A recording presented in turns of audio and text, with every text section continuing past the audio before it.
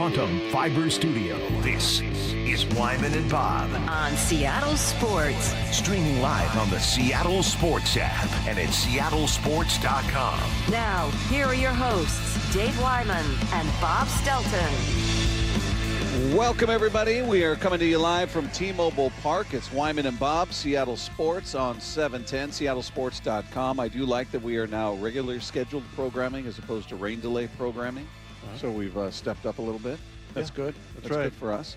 On what turned out to be a great day. The Mariners take a series from a team that had yet to lose a series. The Braves were the best team in baseball.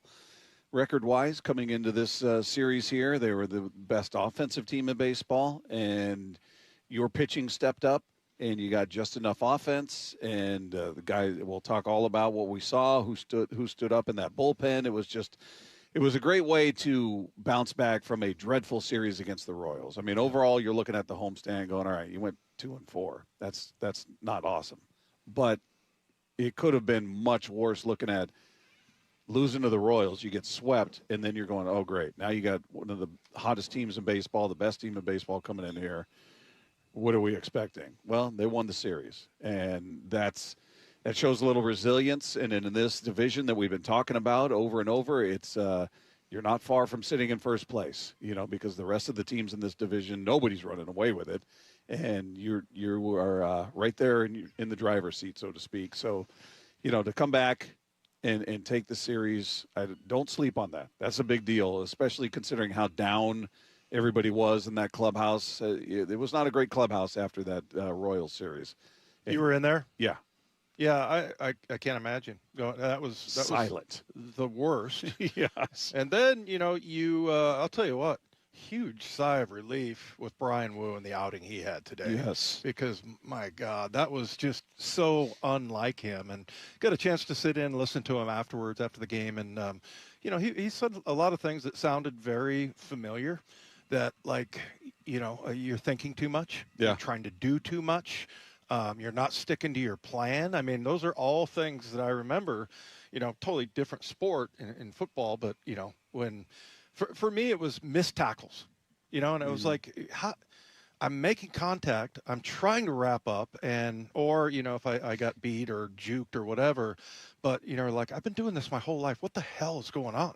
Yeah. And so for Brian Wu, I just you could see the frustration, and man, for him to come out and have the kind of outing that he did, I just thought that was the best thing that happened in this entire series.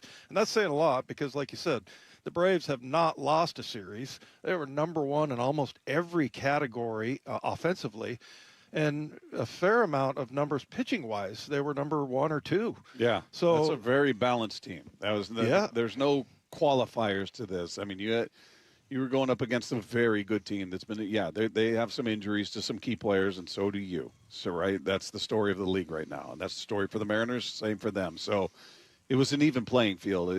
This is not one I'd look at and go, well, they didn't have this guy, they didn't have that guy, because the Mariners can play that game too. So just to bounce back, that was, you're right. Win that series, beautiful. B, see Brian Wu look like Brian Wu again was huge. And I think there was probably a sense of relief for him. I can't imagine the frustration he was feeling after that second bad outing. But for him to go 6 innings today, give up one hit, just one hit all day, 9 strikeouts, no walks, no runs. Yeah. No, I mean, and, you got extra base hits happening in this series that was, kind of dried up a little bit. And that's just a really good team, man. You got Austin Riley and Matt Olson. I mean, those guys step up to Albies. I mean, they have some really good players. So, I just thought it was a great turnaround. And, I thought after that first series, that was kind of just sort of the first game of the series, just kind of like I said yesterday, like a highlight tape, like, okay, this is the high end of where the Seattle Mariners can be. And to do it against that opponent is really impressive. So, but I think more than anything, my level of nervousness going in, or anxiety going into today, was pretty high. And having Wu have that kind of a game, that was just huge, because you think, okay, if this happens 3 times, we got a problem. Yeah. Yeah, definitely. So Brian Wu was Brian Wu again, just a gem. The night before, Kirby was outstanding. Yeah. And they lost. They had 3 hits and 16 strikeouts. Yeah. The offense let the pitching down the night before. I mean, I know what happened with Munoz, certainly, but your offense gave you 3 hits. Come on, man. I mean, and Kirby went 7 innings, 5 hits, 2 runs, 5 strikeouts, 1 walk. He was phenomenal. He's been remarkably consistent this year.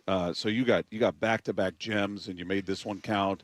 It was frustrating last night. Watching that game last night, I was just, son of a, just same thing, yelling at the TV. What are you swinging at? I'm yelling at Randy. I'm yelling at Julio. What are you chasing? You know, it was a frustrating game. So, and I can imagine they felt the same way, and for them to bounce back was phenomenal. And Dan Wilson, this is last night.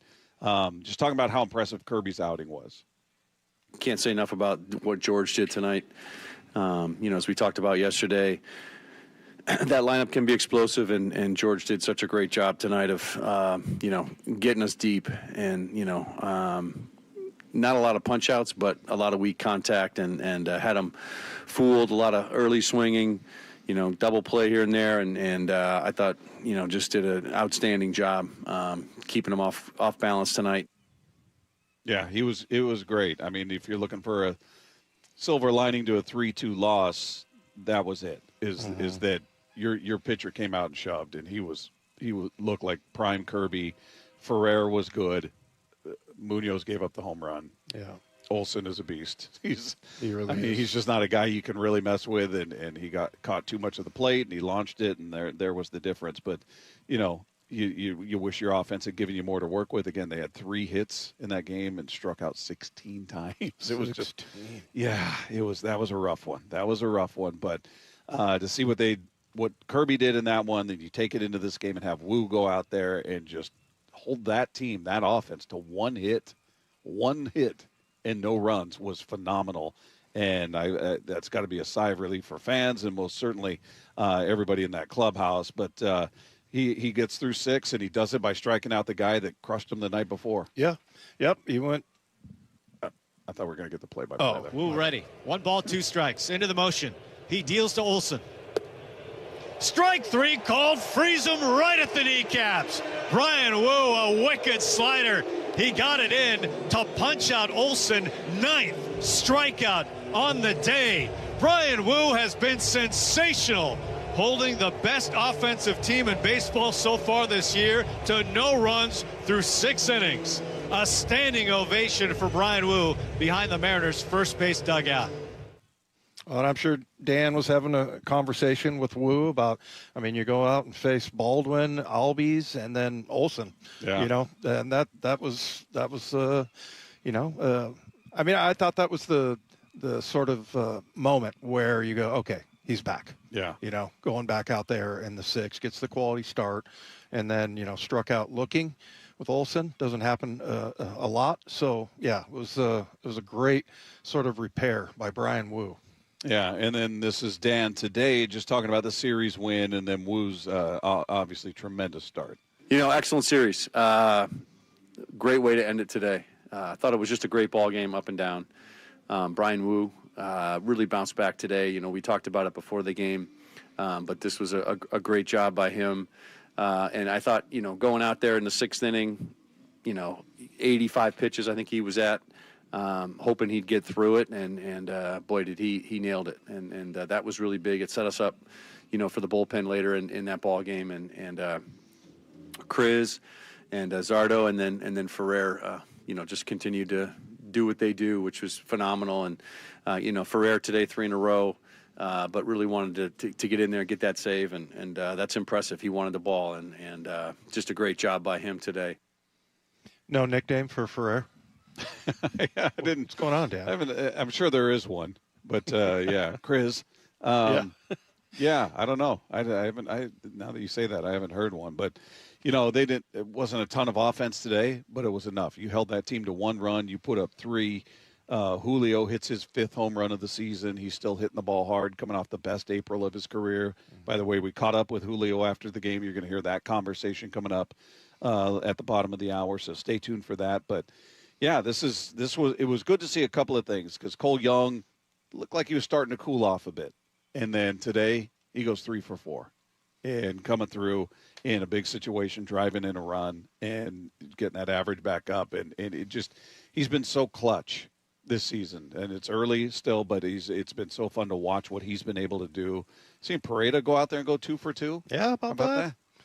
Guy's got a cannon for an arm, too. But, yeah, he's a good defensive catcher. Yeah, that wasn't his trade, right? His calling card. Yeah, the scouting report on him is he's very good defensively, not a great hitter. Mm-hmm. That was the scouting report. But, a couple hits today, hey, I'll take it. You play good defense, more importantly. You call a good game. You're comfortable with your starter out there. Wu made it a point to bring him up just in terms of working with him in the game. So, yeah, great to see that. Great to see Julio show some pop out there, get his 5th home run of the season, and good enough to get the win, good enough to get the series. And, more importantly, I don't know the offense, it's going to be game to game. Somebody's going to go 3 for 4. The next night they're going to go 0 for 4. I mean, that's baseball. But the rotation for me was the bigger concern. And, all right, Wu, I was just watching him in a way I hadn't watched him before.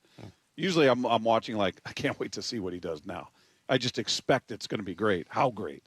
Now it was, all right, is he going to resemble the guy that was there before these last 2 starts? Is it going to be something that's maybe it's a step forward and we're going to be talking about it like, okay, hey, that was better. He's still not what we're used to seeing, but it was a step in the right direction. Is it going to be baby steps back? Yeah, I mean, he was dominant. Right. It's like he flipped a switch. Yeah, he was absolutely again, 1 hit to that lineup.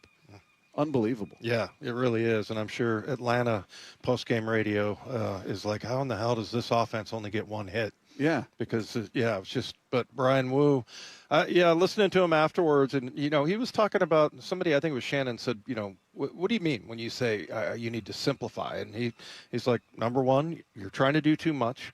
You think too much. You're diving too much into stats. You're not staying with the plan. All that. He had the whole thing, just the way he talked about it afterwards. I thought it was really impressive, and it made me think.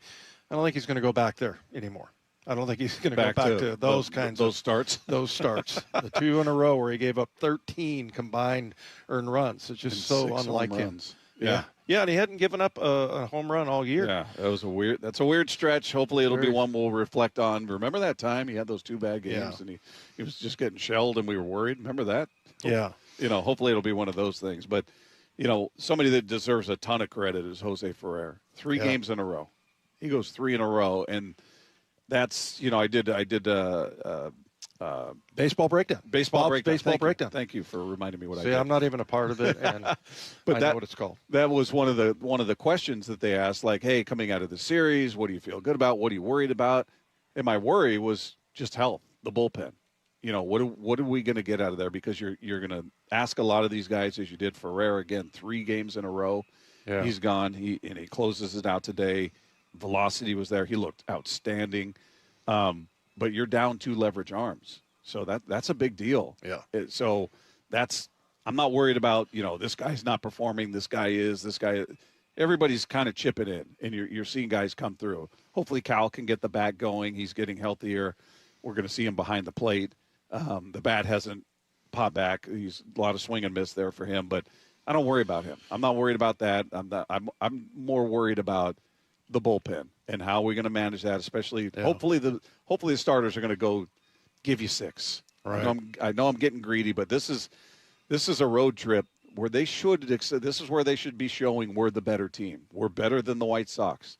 We're better than the Astros. That's who you've got in front of you in these next 2 series. So hopefully your starters can make it count and get deep enough into the game where we're not taxing the bullpen, because that's my area of concern. Right, yeah. I remember we were talking about what Mike Salk said yesterday morning about, how the depth in this pitching staff is going to get tested.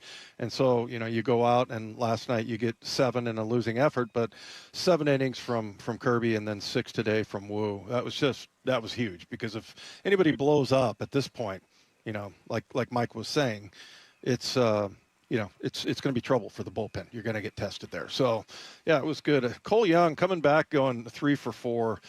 that, we talked to Daniel Kramer yesterday, and he wrote an article, and if you haven't checked it out, it's pretty cool. It's on MLB.com, and it just talks about Cole Young. We saw him down in the locker room, and he walking around, and I'm like, that just looks like a normal Joe dude walking around. He's crushing it.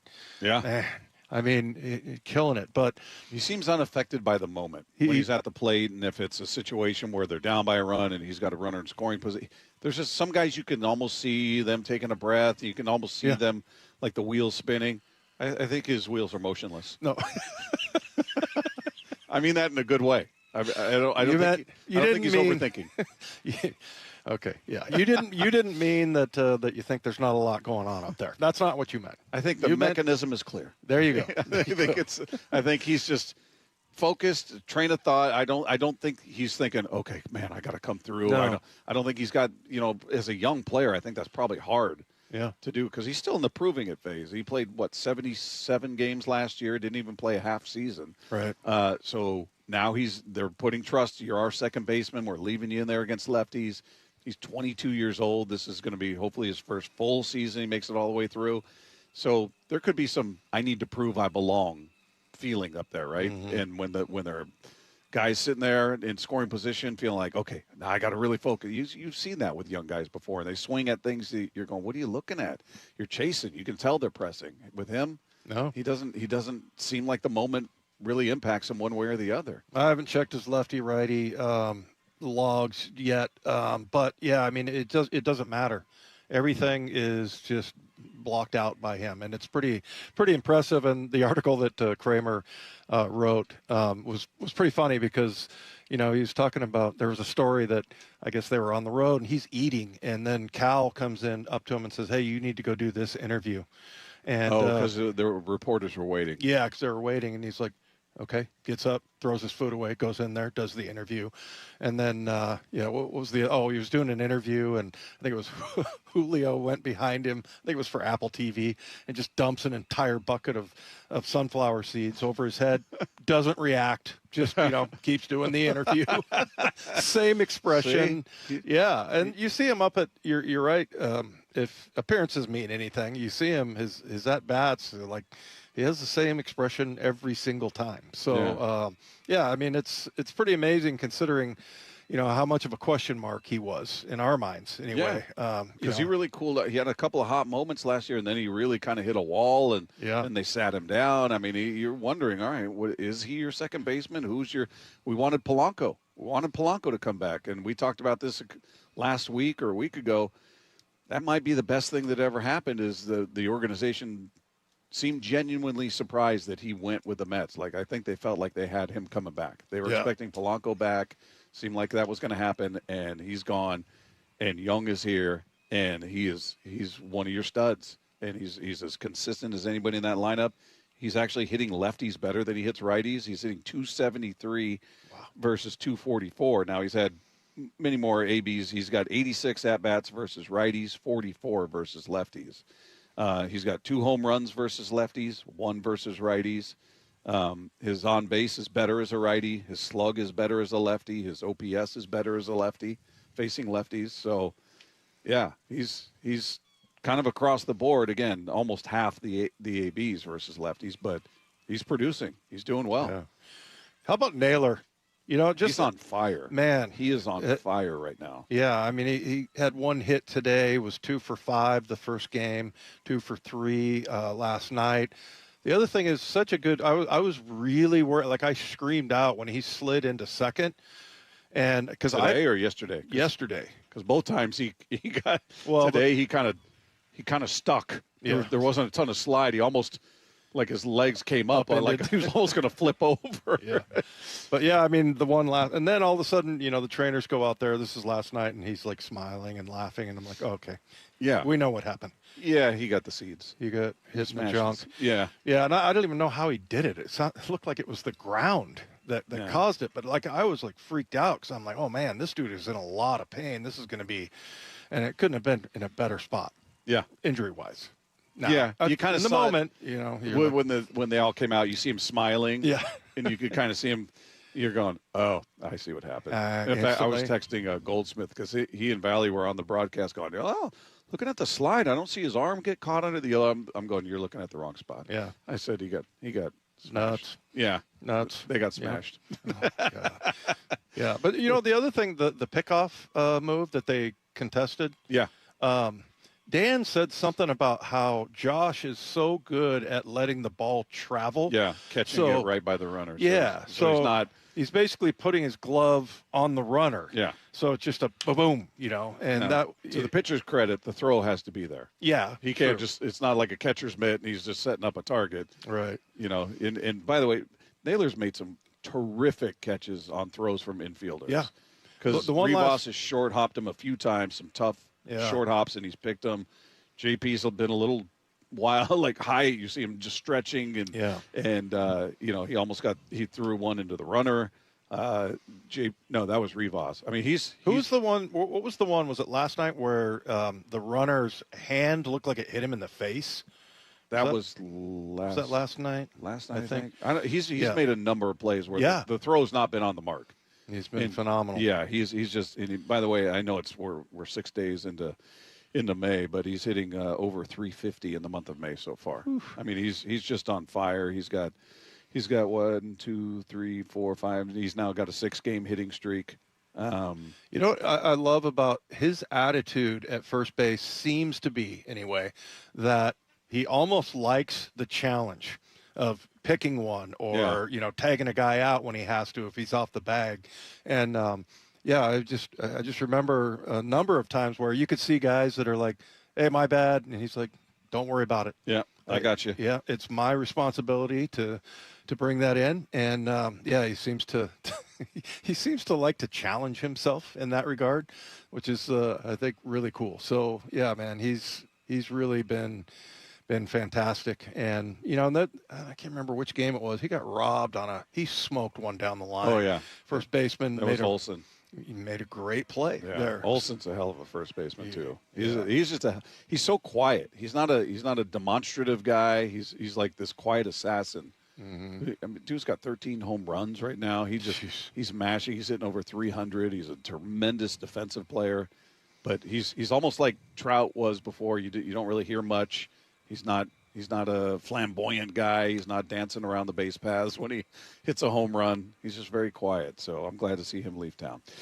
Meanwhile, his massive home run helped give the Mariners some much-needed breathing room today, and we're going to play that conversation for you next. We caught up with Julio Rodriguez and talked about that and much more. That is coming your way next with Wyman and Bob, live from T-Mobile Park. It's Seattle Sports on 710. You can stream every pitch of every inning of every game all season long. Oh, and it's completely free. It's a tremendous catch. Only on the Seattle Sports app. That's right. The free Seattle Sports app puts every single Mariners game right in the palm of your hand. On a platter, come and get it. One app, every game. Plus the latest Mariners news, insider access, video, and podcasts. Holy smokes, what a play. Pretty awesome, right? Just like the Mariners.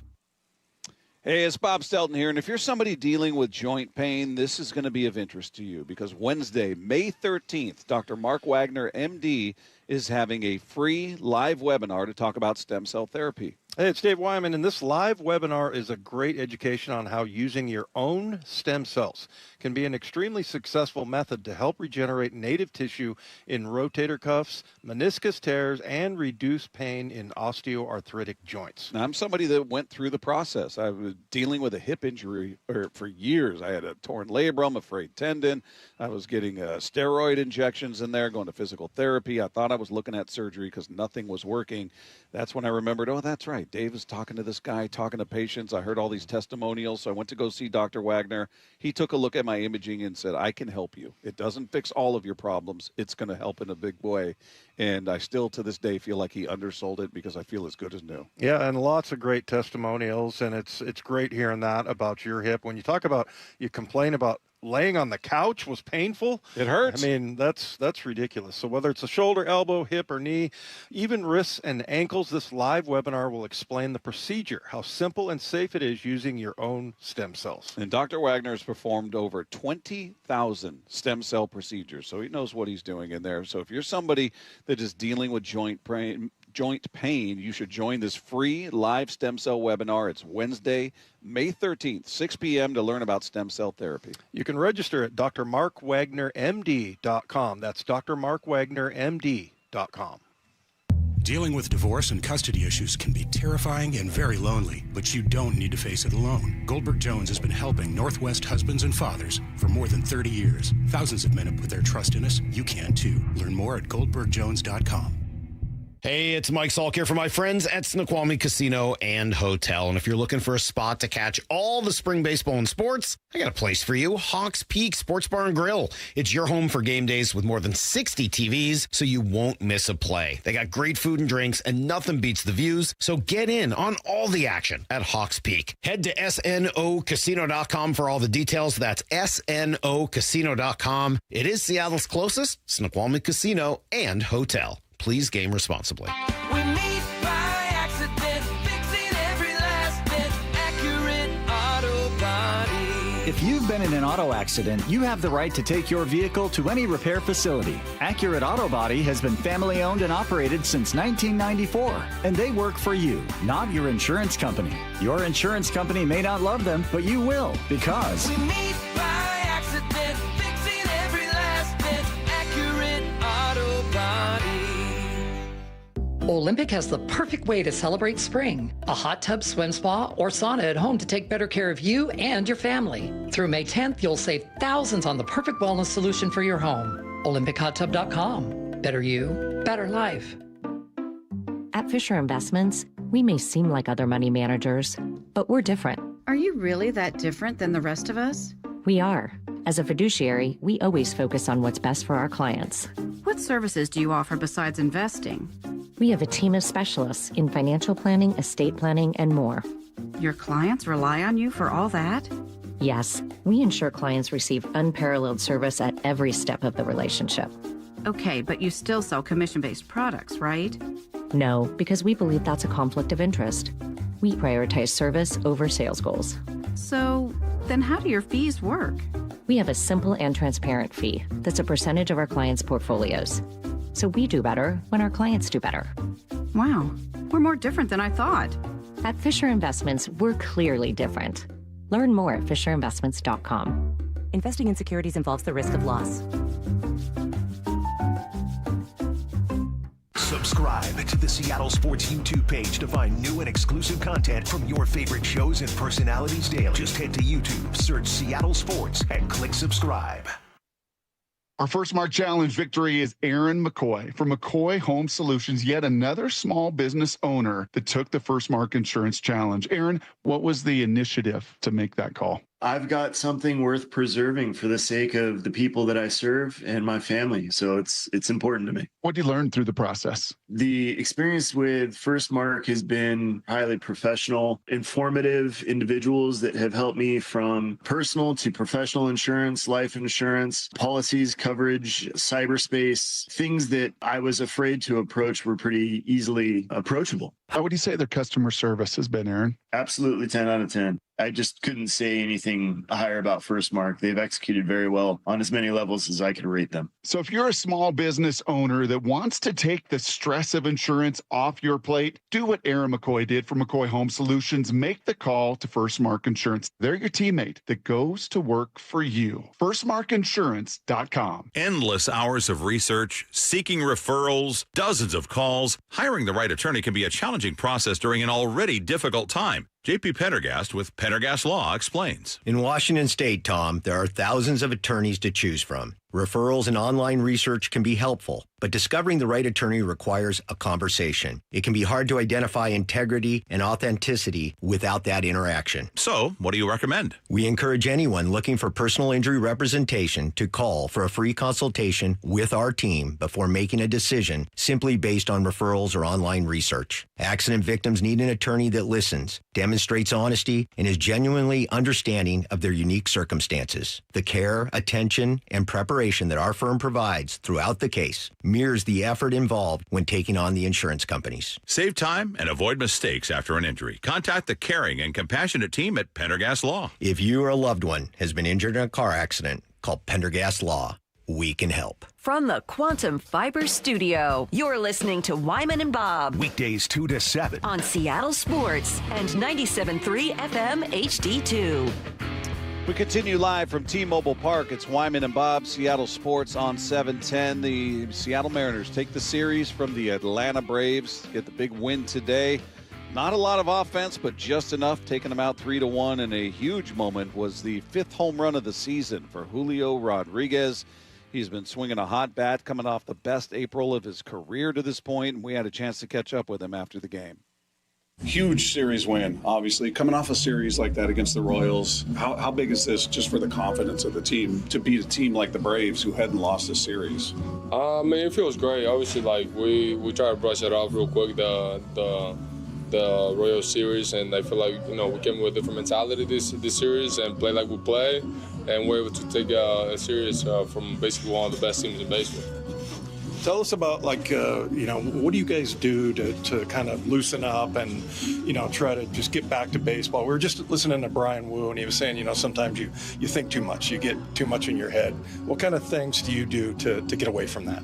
Just, I feel like trusting the process, you know. I feel like through the ups and downs, at least what I've learned, like in the baseball season, you're gonna go through tough times, but you cannot like let that really like affect you. And definitely trust your routine, trust the process, you know, focus on in the things that you want to do. And I feel like over time, like that's when like things turn in baseball, because like you're gonna hit these tough times, and it's not gonna be like sunshines and rainbows all the time. But you know, just kind of staying focused on the routine. And I was trying to improve and, you know, see the little positive that you got in those tough moments. I feel like that's when you can get out of it and just kind of staying within yourself too.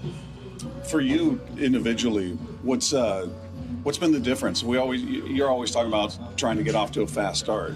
You just had the best April you've ever had, hitting 288, 351 on base. Was there something different that you did this year?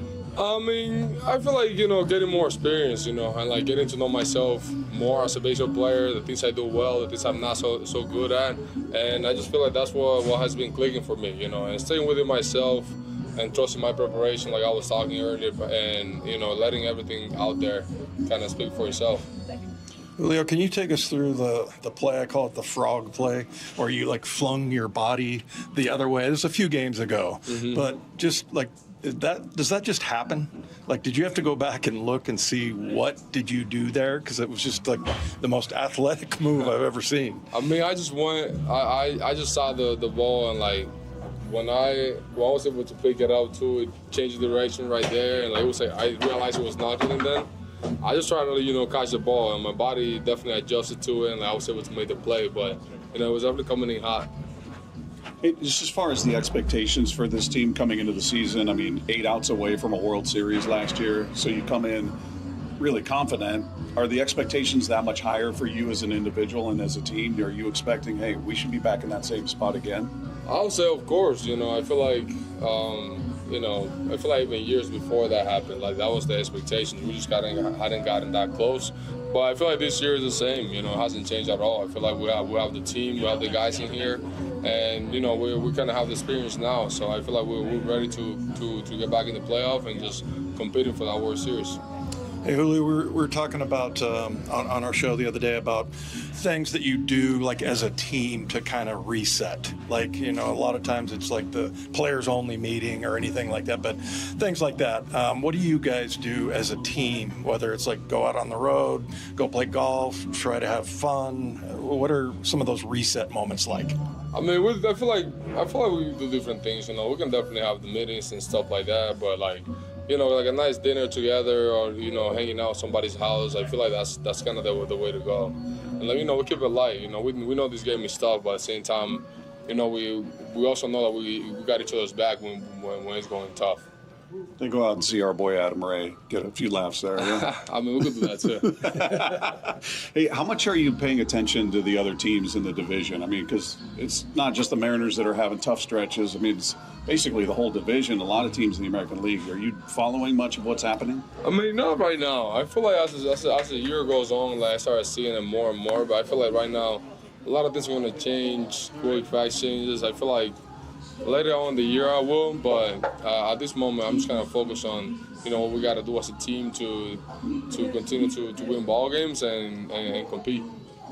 Julio, we were just talking about Cole Young the other day and how young he is. Is he now? You're getting to be one of the older guys now compared to him, especially. But tell us about him. And it just seems like everybody loves him, and he seems like he's like a people pleaser. He just wants to make everybody happy. Yeah, I mean, he's a great kid, though. He's a great kid. I feel like, since last year to this year, he has grown up a lot. I know he's still young, and he has a lot to learn, like anybody, but I think he's a great kid. He's been really focused this year. He's been really working his butt off, and, he definitely is liking the clubhouse by everybody, especially including myself, Since he got in, he's always, trying to learn, doing his best, and, I'm really happy for him how things are going. Hey, last one before we let you go. Just as far as the WBC goes, we've seen a lot of the players that were in it that got off to slower starts. Is that a coincidence, you think, or do you think it had an impact? No, I think it is what it is. I don't want to blame it on the event. I thought it was a great event. I loved it myself. I'm not really blaming it on that. Appreciate it, man. All right, thank you. There you go. There's Julio Rodriguez after the Mariners complete the series win. They get the 3-1 win today, taking 2 of 3 from the best team in baseball at this point, the Atlanta Braves, who had yet to lose a series this year. That's their first series loss here in Seattle. So that is a fine way to end what was a very disappointing homestand. And you come away with that series win, and hopefully that carries over into what they see on the road in the White Sox, and more importantly, the Astros, who are beat up right now. We'll talk about that coming up. But, yeah, those are two teams you look at and go, yeah, you should win both series. I know it's on the road, and typically you're looking to go 500 on the road. You want to split the series. Well, it's 7 games, so you can't really split it. But you want to come out of this 4-3 at the worst. Yeah.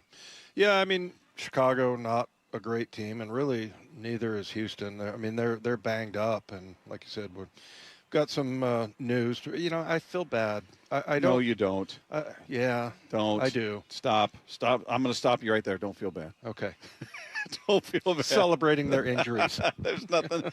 Hey, look, sometimes karma works. Sometimes it doesn't. I'm not saying this is or isn't karma, but that organization, they have yet to pay their price for. What do you think they will? I don't think ever. You and I are going to be long retired until you give. I would say that's when Bob. That's when he will know that it's time to retire. When I stop hating the Astros. When his hatred for the Astros goes away. You lost your fastball. I'm going to come out and take the ball from you. Maybe there'll be another team in the AL West that pops up and takes their place, and then they'll be the team we all hate. Maybe it'll be the Rangers or the Angels, or I don't know. Angels are close. Yeah, they're close in a hateable way. Yeah. Oh, because I was going to say they're a horrible team. No, I know. They're not playing. They've been bad for so long. Yeah, despite money. I mean, that's a team that spent a lot of money. They had Shohei, they had Trout. They had Shohei and Trout at the same time, and couldn't get to the playoffs. Then they spent all that money on Rendon, who was an absolute disaster for them. Yeah, and not a good teammate. No, that's just tough guy to root for. Well, and then Mike Trout is kind of having this resurgent year, and then he says stupid things. So it bothers me. Meanwhile, the news did get a bit worse for one division rival. We're going to dive into that and some of the major storylines going on around the world of baseball. That is coming up next as we continue live from T-Mobile Park. It's Wyman and Bob. This is Seattle Sports on 710. Blue 88. Every morning at 7:45, Brock Ewart tackles 3 football questions as only he can. Dante Fellow Jr. is the newest Seahawk. How important is it to get him signed today? I think that's really important because the boys are starting to come back into town. He's going to know the scheme. He's going to know the stunts. He's going to know all those things. And then with a veteran player, to make sure you know what you're dealing with. You know, where that body is a dozen years into this league. Catch every Blue 88 on the Seattle Sports app. Are you somebody that has to have a pair of reading glasses with you everywhere? Otherwise, you just can't read things. That's where I was at. I was tired of it. I was tired of having to carry them into restaurants with me to read menus or bring them into a store with me to be able to read labels or price tags or anything. So I had to take some action. Went to K2 Vision RLE for a refractive lens exchange, and it's the best decision I've ever made. If you're somebody that's looking for a cure for that, looking for just a step away from readers, this could be the thing you've been looking for. When you add King LASIK and K2 Vision together, it equals Freedom Vision for every stage of life. LASIK and EVO ICL from King LASIK gives you freedom from glasses and contacts. Refractive lens exchange from K2 Vision RLE adds extra freedom from readers and cataracts. Again, best decision I've ever made. If you're somebody that struggles with distance vision, up close, you can't read small print, you need reading glasses all the time, K2 Vision RLE could be your perfect and permanent solution. And on top of that, you'll never develop a cataract. With over 400,000 procedures, Doctors Kopstein and King are the two of the most experienced vision correction surgeons in America. So whether it's LASIK, EVO ICL, or RLE, trust the most experienced team of doctors out there with all of the data to recommend the very best procedure for you. Schedule your free Zoom consultation today at k2visionrle.com. That's k2visionrle.com. This is Chris Davis with the Davis Law Group. Did you know that a pedestrian does not have to be crossing the street on a marked crosswalk to have a successful legal claim against the driver? Pedestrians can even be partially at fault for a collision and still have a valuable claim. Call us today for a free consultation or get my free book on pedestrian accident law at washingtonaccidentbooks.com. That's Davis Law Group, better service and even better results.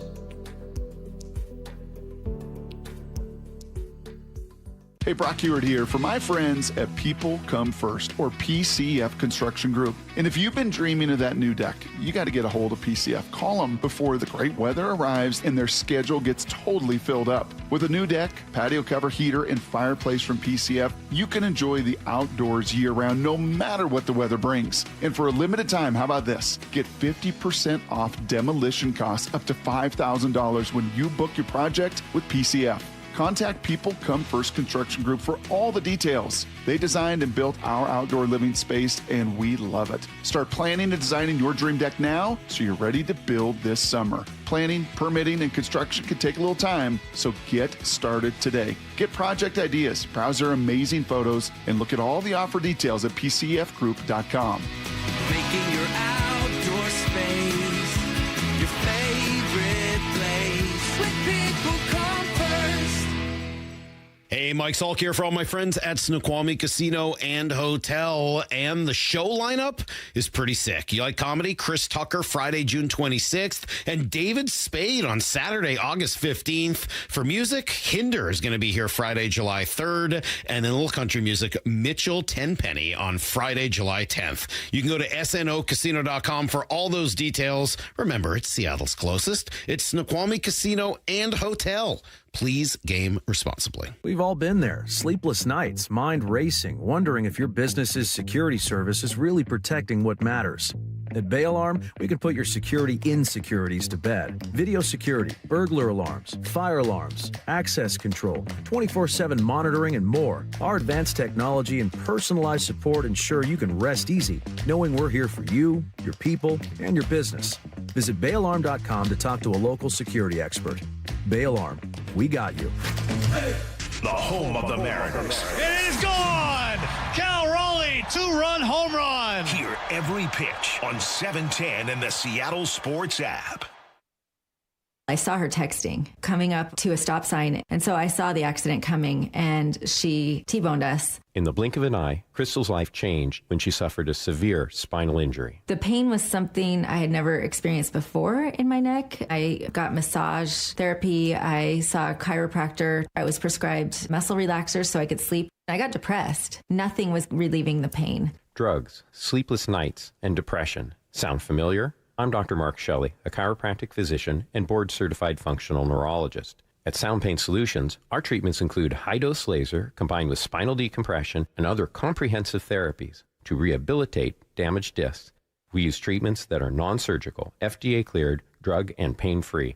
I was able to get off my pain medicines, and I was able to sleep through the night, and that was what I was desperate for. To learn if you're a candidate for our treatment, call us. Sound Pain Solutions, 855-996-0025, or click soundpainsolutions.com. Hey, when was the last time you inspected your crawl space or your attic? What's the last time you went in there just to see what kind of shape they're in? Oh, never? Yeah, same. I don't want to go in there. Most homeowners completely avoid those areas, but it is important to check on them regularly. It's why you call Crawl Pros. They'll come out and go where you don't want to. Hey, it's Mike Salk here. And yes, when Crawl Pros came out to my place, they realized we had a little problem with our insulation. So they've set about fixing it, and they did a great job. But if you've got the same problem, they'll also look to see what kind of energy rebates are available. Right now, local utility companies are incentivizing homeowners to make their home more energy efficient with proper insulation. And some homes qualify for several $1,000s in savings with these utility rebate programs. So don't just assume your crawl space and attic are in great condition. Do what I did. Call Crawl Pros today and schedule a free corner-to-corner inspection and find out if you've got water intrusion, mold, rodent issues, or even damaged insulation. Schedule your crawl space and attic inspection at crawlpros.com. From the Quantum Fiber Studio, you're listening to Wyman and Bob. Weekdays 2 to 7 on Seattle Sports and 97.3 FM HD2. We continue live from T-Mobile Park. It's Wyman and Bob, Seattle Sports on 710. Text line is there for you at 866-979-3776. Taking a look at some things going on around the rest of Major League Baseball. The news continues to get worse for the Houston Astros. You hate to see it, Dave. I know you almost were feeling bad, but I had to put a stop to your bad feelings. Well, I mean, rooting for somebody, an individual, to get injured. No, it already. I wasn't rooting for it to happen. It's already happened. You're just not sad that it happened. I'm not sad for what it means to their team. I hope his career continues and he's going to be fine. But Carlos Correa is going to be out for the remainder of the regular season. He's going to undergo surgery to repair a tendon in his right ankle. So he's done. He's done for the season. Yeah. Which, that's too bad. Somebody asked. Too bad for the team. I hope he heals and he comes back and plays. I don't root for people to get hurt, but I don't feel bad that their team will struggle because of it. Yeah, Gary Hill was saying that it wasn't an Achilles. So yeah, it just says a tendon in his ankle. But surprisingly, the Houston Astros are top 5 in average, on-base percentage, slug. Well, that's because Yordan Alvarez is just on an absolute tear. My God. OPS. And they also got off to a huge start. If you look at some of the games, they were putting up just a ton of runs early in the season, which kind of the run differential kind of was impacted certainly by that. But yeah, but their pitching is dreadful. Yeah, I mean, and it's a shame. They're dead last. Oh no, dead last. Oh, their ERA 5.65. Oh no. I know that it's discouraging to hear that. So that means you go in there and you take 3 of 4. Yeah, that should be the expectation. I mean, they are tied up at the bottom of the AL West with the Angels at 15-23. Wow! And the Angels have won 2 in a row, by the way, and they're still 15-23. Yeah. So they've dropped 7 of 10. The Astros are 5-5 in their last 10. So they're. But even those 2 teams can sit there and go, yeah, as bad as things are right now, we're both 8 games under 500. They're 4.5 games out of first. Right. Which tells you about the division. I mean, the A's are the only team above 500, and it's just 1 game. They're 18-17, with the Mariners in second place at 18-20. At second place, they're a game and a half out. Rangers are 16-19, 2 games back. They've lost 3 in a row. They've lost 7 of 10. This division is just off to a dreadful start. Yeah.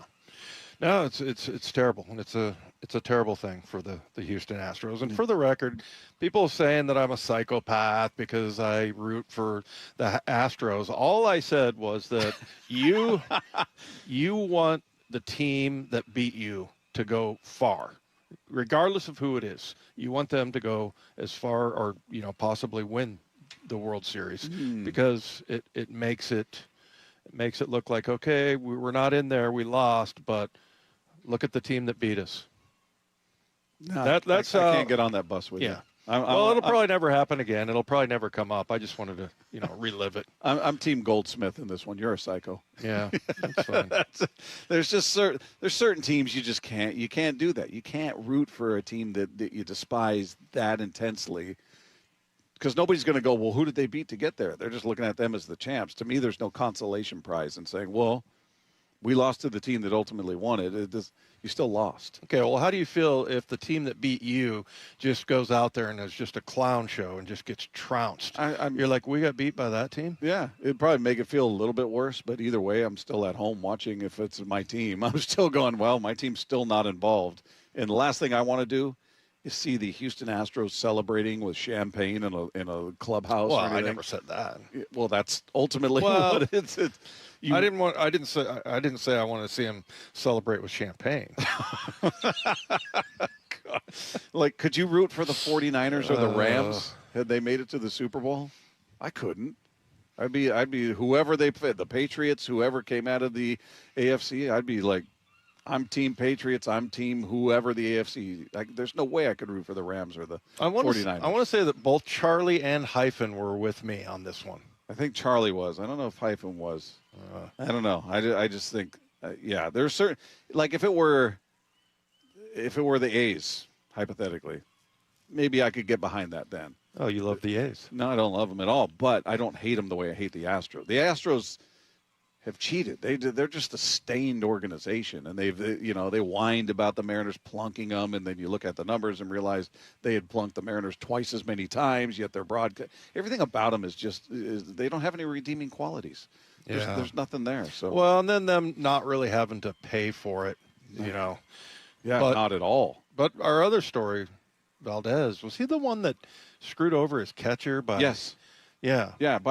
By all estimations, he's kind of a jerk. Yeah. And he's been suspended 5 games for hitting Trevor Story last night. And I guess there was I didn't see the highlights. I guess was there a bench clearing? Did they clear the benches and a lot of chest bumping and barking and no punches thrown? People pouring in from the bullpen. Yeah. Right? Yeah. So, and there was just a lot of talking and a lot of fake tough guy stuff. Yeah, it says he began serving a 5-game suspension today. Major League Baseball originally suspended him for 6 games, but reduced it upon his agreement to drop any appeal. He was also fined an undisclosed amount. A.J. Hinch, their manager, received a 1-game suspension.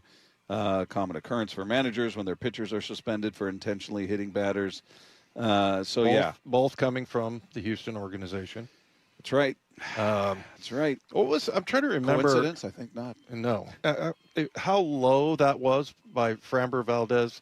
Didn't he throw a pitch that he agreed to, or he threw a different pitch and nailed his catcher? His catcher was expecting, I don't know if he was expecting a breaking ball and he threw a fastball. And I think that was it. Something like that. But yeah, it was lame. Yeah. It was really lame. Yeah, and he turned around there you go. He's trying to make him pay for something. And it's just cowardly. Yeah, he's just one of those guys. I'm starting to think that it's like an organizational problem. Yeah, because you got Hinch and Valdez going to Detroit, and it's all of a sudden, that kind of tomfoolery is happening there. Yeah, he's a clown. He's a good pitcher. Obviously, he's talented, but he kind of fit with that Astros mentality. He's just a guy you looked at and go, I don't think I like him. Just remember the expression after he hit his catcher. He just turned around, zero remorse. No, not at all. Not at all. That catcher that's trying to take care of you. Yep. And then meanwhile, Bryce Miller is going to make another rehab start in Everett tonight. 7:05 first pitch. If you're around Everett, you can go check out Bryce Miller in his latest rehab start, and we'll see if he'll have another one after that, or depending how he comes out of this one, how he looks, how many pitches they're going to – I don't know what the limit is that they set on him, but I kind of feel like there might be one more rehab start, but maybe this will be it. I don't know. I get varying degrees of texts here about my theory of rooting for the person that beat you, the team that beat you. 206, Dave, I'm with you. 206, I totally stand with Dave. And then 425, Wyman, your thought process is all screwed up about the Astros. Yeah. Well, you got two people on your side, so they can stand on that island with you. Yeah. You'll have some company on that island. Meanwhile, how does the Seahawks signing of Dante Fowler Jr. impact their roster? We're going to get into that conversation next as we continue live from T-Mobile Park. It's Wyman and Bob. This is Seattle Sports on 710. You can stream every pitch of every inning of every game all season long. Oh, and it's completely free. It's a tremendous catch. Only on the Seattle Sports app. That's right. The free Seattle Sports app puts every single Mariners game right in the palm of your hand. On a platter, come and get it. One app, every game. Plus the latest Mariners news, insider access, video, and podcasts. Holy smokes, what a play. Pretty awesome, right? Just like the Mariners. Hey, it's Dave Wyman for Swedish Cyberknife. You know, one of the best parts of radio is getting to interview a lot of interesting people who are at the very top of their profession. For example, Dr. Robert Meyer. He's a multiple-time recipient of the Seattle Top Doctor Award, and we spoke about prostate cancer and effective ways to treat a diagnosis. And Dr. Meyer said many patients prefer Swedish Cyberknife because all it takes is 5 short treatments, each lasting less than an hour. And Swedish Cyberknife can treat prostate cancer in just 1 week with minimal interruption to patients' lives and their work, and also the side effects are minimal compared to other treatments. No surgery, non-invasive, and far less impact on your everyday function. So Swedish has been offering the CyberKnife treatment in Seattle for over 10 years and treated over 1,000 prostate cancer patients. So if diagnosed with prostate cancer, learn more about CyberKnife for prostate cancer treatment at swedish.org/cyberknifeprostate. Treat prostate cancer with Swedish CyberKnife. CyberKnife is a registered trademark of Accuray Incorporated and is used with permission. If stocking your fridge, freezer, and pantry all in one trip sounds appealing, then Chef Store is the place for you. From fresh meat and produce to everyday essentials and frozen faves, get more for less at Chef Store. Open to the public, no membership required. Visit today. Well, this week's First Mark Challenge victory goes to Roger. Roger, why did you call First Mark Insurance? Over the last several years, my homeowner's insurance policies just kept on going up and up and up. For years, it was $1,100. Last year, it was $2,500. And this year, $5,000. That's what got me to call First Mark Insurance. Were they able to save you any money? Absolutely. Within a couple of days, came up with a proposal that blew my socks off. It was an amazing amount of reduction in cost. Did they improve your coverage while saving you all that money? They did both. The coverage is better and the cost is substantially less. It's half as much as I was paying last year. We'll recommend First Mark to anyone who is looking to get better coverage at less cost. Well, Roger did it, my family did it, and you got to do it, and it's totally free. Take the First Mark Challenge and see how much they can save you and how much better your coverage will get. Maybe you will be our next First Mark Challenge victory. Just go to firstmarkinsurance.com. First Mark Insurance. They work for you. Wait! Before you change the station, listen to this. 1-877 Cars for Kids. KARS Cars for Kids. 1-877 Cars for Kids. Donate your car today. Donate your car at carsforkids.org. That's cars with a K. Pickup is quick and easy. You'll also get a vacation voucher and a tax deduction. 1-877 Cars for Kids. Donate your car today. This is Rick Jones of Goldberg Jones Divorce for Men. Child custody is the most emotional issue our clients face. And if you're a divorcing father, the relationship with your children is about to change. But that change doesn't have to be for the worse. Kids already feel the stress of parents who don't get along, but they can thrive after a divorce. Kids trust their dads. Their dads trust Goldberg Jones. Go to goldbergjones.com to get your questions answered at no charge. goldbergjones.com. Hear that? Sounds like simple. Valvoline Instant Oil Change simple. No appointments. About 15 minutes to change your oil. Then out the door and back to life. Yeah, honey, on my way. Valvoline Instant Oil Change. Expert service doesn't need to be overcomplicated.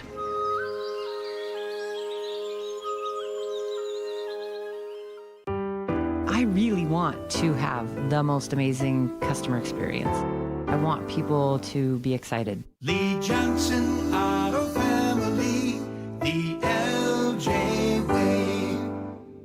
Get away from it all and discover a place where good times are guaranteed. At Silver Reef Casino Resort, you'll discover world-class dining at the steakhouse. Catch your favorite sports on our wall-to-wall screens and sink into pure relaxation at the spa. Tee up at Loomis Trail for championship caliber golf and experience your favorite musicians live at the event center. Visit silverreefcasino.com and book your stay today. Silver Reef Casino Resort, located off I-5 exit 260.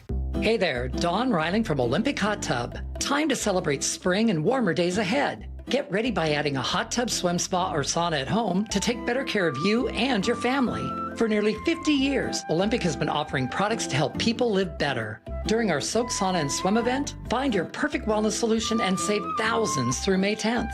OlympicHotTub.com. Better you, better life. Olympic Hot Tub. This is Seattle Sports. Streaming through the Seattle Sports app. KIRO AM Seattle. KIRO FM HD2 Tacoma. Home of the Seahawks, Mariners, and everything Seattle sports. From the Quantum Fiber Studio, this is Wyman and Bob. On Seattle Sports. Streaming live on the Seattle Sports app and at seattlesports.com. Now, here are your hosts, Dave Wyman and Bob Stelton. The Seahawks have apparently signed an edge rusher. Dante Fowler Jr. signs with the Seahawks on a one-year deal worth up to $5 million. So doesn't represent a huge commitment on their part. If it works out, that's awesome. That's gravy. If it doesn't, all right. It's not like it killed your salary cap, and what a disaster. This is a guy who's been in the league for a long time. He's entering his 12th season in the league, and that's the one spot that they did not address in the draft. So does this make you feel like, A, they got the right guy, B, they're done? 10 years, actually. 10 years in the league, Dante Fowler. But, yeah, I mean, you know who he's really similar to, Bob, is D-Law, DeMarcus Lawrence. You know, they're similarly built, you know, 6'3", 6'4", 260, 265, you know, and, yeah, for $5 million, I mean, I think that's a huge signing right there. That's a big time move right there, because now you've basically addressed, except for guard, and maybe they have with Bo Stevens, but you know the 4 losses. Now you're covered as far as the draft and what you did. You know, now the rookies have to work out, right? I mean, you got to get a guy, Julian Neal, who is a corner that you need to get up to speed. And I never count too much on rookies, but Dante Fowler has gotten it done, man. He is, and really, if you look at his film from last year, he's phenomenal. I mean, he really had a good year. Now, it wasn't like he was getting, you know, a ton of sacks or anything like that. I mean, I think he ended up with 3 sacks last year. This guy in 10 years has missed 10 games. 10 games. So he's incredibly durable.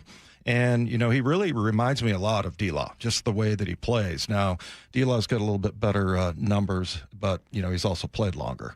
You know, this is 12 years for him. So, you know, he's got 67.5 sacks, D-Law does, and Fowler has 58.5. But, you know, just the longevity. And then if you watch, you know, what he's doing in his 10th year playing for Dallas, he's been with a lot of teams. I mean, he started off with Jacksonville. I think he was a top 5 pick.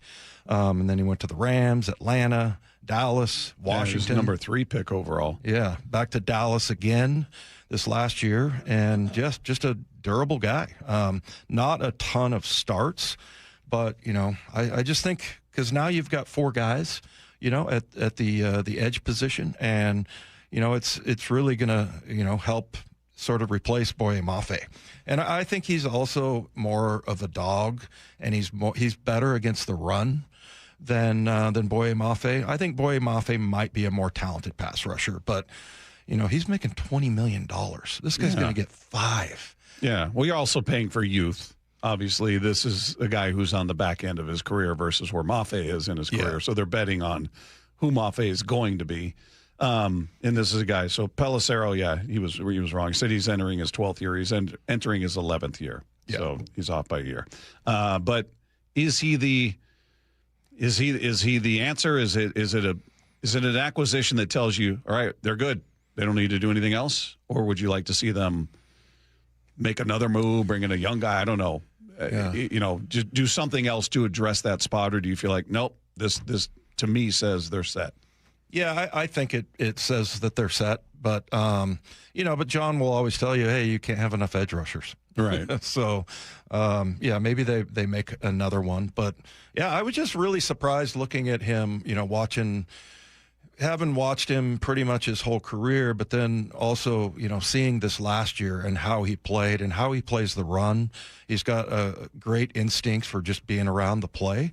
And, and I just didn't see much of a drop-off in his 10th year last year. So it's, I think that's a great acquisition there. And I think also it's just kind of funny. I mean, it's been very clear, like, okay, here's what they need. And they've kind of addressed that.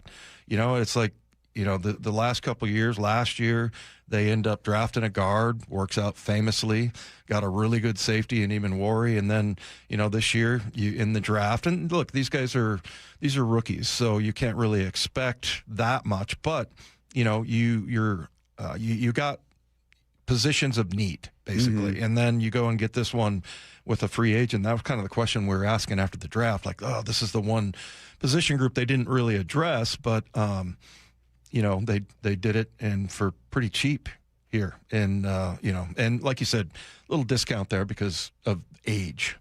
Yeah. And you say you don't see a drop off. Now, if I'm just looking at his stats, there's a drop off, but is that more about the system that he was in? Because he was in Washington in 24, had 10.5 sacks, 2 forced fumbles.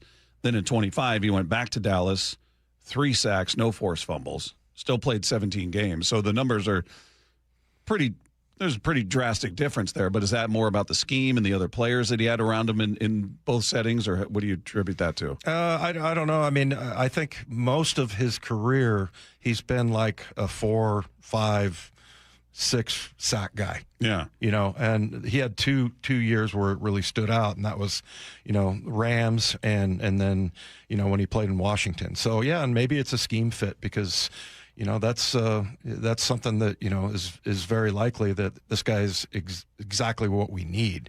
And, and I think he's a good enough pass rusher, to be, maybe close to what Boye is. I still think Boye has a ton of upside, and I think he's got some great skills. But against the run, he's really good. And, you see how he takes on blocks, and he's just super slippery. He plays hard.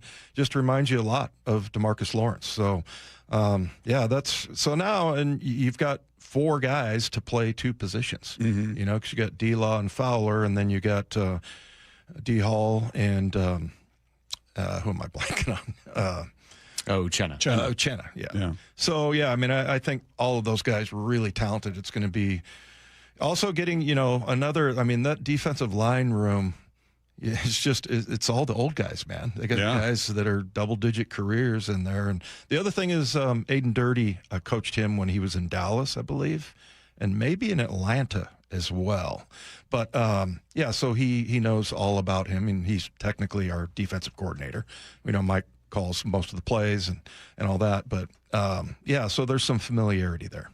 Well, Brady Henderson was on with Brock and Salk a few days ago, and he was breaking down what it is that he likes about Dante Fowler. At one point, he was the 3rd overall pick in the draft by Jacksonville, and that was in 2015. So, look, any player who's been in the NFL that long, I'm not sure if they are quite as quick as they, once were, and maybe don't have quite the burst that they did, but he still has enough to, rank. I think he was 31st in pressure rate last season among all defenders, and so you're certainly talking about a viable, more than viable option on the edge. He only had 3 sacks with Dallas last year, but he's got, a couple seasons of double-digit sacks, including the year before, I believe, with Washington when he had 10.5. And so, yeah, and that's the other thing you see is that he's really a dog, in the mm-hmm. run game. He's not just a pass rushing specialist or anything like that. He gets down and dirty. He'll do anything. So. Yeah, and I just, the durability, too, because, you might be going, man, he's getting on in his year. It's going to be his 11th year, but missed 10 games. Yeah, he's durable. Games. He'll be, he's going to be 32 in August. So, yeah, football years, he's on the other side, certainly. But We saw that with D-Law, who is very impactful here, and he's an older player. So hopefully you can get in. They're both coming from Dallas. So hopefully there's some consistency there in a good way, and he'll have that kind of impact. And we talked about them not going after an edge rusher in the draft. Daniel Jeremiah was talking about that. Explains why he was okay with the Seahawks not trading up to draft an edge rusher. I think they're fine. I mean, they have a good group currently on campus, and I just think that the volume of the veterans that are still out there and the fact that they don't factor into the comp pick formula anymore either, I think they want to bring in a good number of players, enhance their chances of hitting on some guys, but also just build out some more depth. Versus, I bet you that was part of the discussion was who are these guys that are in that range that we could move up and get versus the group of veteran players that we just mentioned. And I don't think the difference was great enough for them to be able to part with all those picks. Yeah, and then the other thing is, you do have some guys in camp or on the roster that, might be able to develop into that. Mike Morris, I mentioned, he's a guy that, I think he's always available. Isn't that what Mike McDonald said? These guys are always available to make plays and to get better. But, you've got some of these guys like Jalen Gaines, and that is, a guy that they like. They like Jared Ivey. So, there's a few guys there that might pop that are already on their roster as far as, defensive end or edge rushers. But, for the most part, I feel like you're set. Really. I mean, these guys now, obviously, Connor O'Toole is another guy that they like coming off the edge that maybe he can develop into that kind of guy. Did I mention Jamie Sheriff? That's another one. So, they've got some guys. Now, I'm not relying on any of those guys to make the roster and help them, on Sundays necessarily. But, maybe one of them can. Yeah. One or two. And if you do, then you go, okay, that's our answer for, because you just kind of push it down the road. It was a 1-year deal, right? Mm-hmm. So, next year at this time, you want to kind of plan for the future. And I think that's where those guys come in. Brady went on to talk about, this move likely being pushed by Aiden Dirty. One of the big things here is they know what kind of competitor he is. And, with Aiden Dirty having coached him, and that's not to say that he would like, any player that he's coached. I think that was maybe part of the reason why they weren't really interested in Micah Parsons last season, just knowing some of the baggage that he would come with. And so, but it certainly sounds like he has he has signed off on Fowler as a player and an individual. Yeah, if he's got that firsthand experience and he's saying, look, this guy can help us win, that's all I need. Yeah. It doesn't mean he's going to come in and be a star or he's going to dominate, but if he's just going to be a guy that's a solid run defender, a guy who can get some pressure on the quarterback, you're not relying on him to be the man, so to speak. It's kind of a pass rush by committee. You don't really have that one standout guy the way some teams do, certainly. So, if he's just, hey, he's part of the rotation and there's no drop-off when he's in there versus when Derek Hall's in there versus when Uchenna or D-Law are in there. It's if they're all kind of on that same level and producing that, then awesome. That's all I need to hear. Like we talked about with John, and I would say this about the coaches as well, that they've kind of earned the benefit of the doubt on everything. I mean, you may look at a move and go, on the surface, I don't quite get it, but I'm trusting them because they've been pushing all the right buttons. You just won a Super Bowl. Yeah. So if they're telling me this guy works, if they're telling me Anthony Bradford is our best option at right guard, the end, then I'm in. Yeah. That's all. I mean, I don't feel like I'm sitting at home going, no, this guy you got on your roster is better, and you don't see it, but I do. Mm-hmm. I mean, that's silly. That was the discussion we had with the Texters last year. Yeah, that somehow the coaching staff that's around every one of these guys on the roster is playing a guy that's inferior for whatever reason. Mm-hmm. I mean, he's not a first-round pick. He was a fourth-round pick. Yeah. So it's not if you were a first-rounder, I could almost understand, like, hey, they want to they need this guy to pay off. They spent draft capital. They need him to look good or what. Even then, I would question it, but at least it would make a little more sense. They're putting out the best individual as they see it, based on all of the practice, all of the interaction, all of the feedback from position coaches. That's how they're assembling their roster. Yeah. Hey, speaking of Anthony Bradford, this will be the first time this is his 4th year. This will be the first time I heard this on Bump and Stacy were talking about it, that he has the same offensive line coach. He's had 3, counting John Benton. He's had 3, so now he gets a second year with John Benton. Does that help? I don't know. But, maybe it's something. Maybe it's something for him that he's able to focus a little bit more, get coached up in that regard. But I don't know, man. It's just different with Mike McDonald because, and look, Pete, I always say, the qualifier is that, hey, this guy was maybe the best coach in Seahawk history. But I think that Pete sometimes would, he would try to get guys he'd try to motivate him and give him a little bit of a break here and there. I don't think Mike McDonald does that. I mean, I think we always talk about he's a very direct communicator, almost blunt, that, he'll tell somebody exactly, what he thinks about them. And if there was a better option, yeah, they would have gone that way. And I feel like I trust that a little bit more in Mike than other coaches. Yeah, I think, look, until Mike's been here for a period of time, I couldn't say he's the best coach. Pete, to me, holds that mantle right now. Yeah. He's the greatest coach in the history of the Seahawks organization.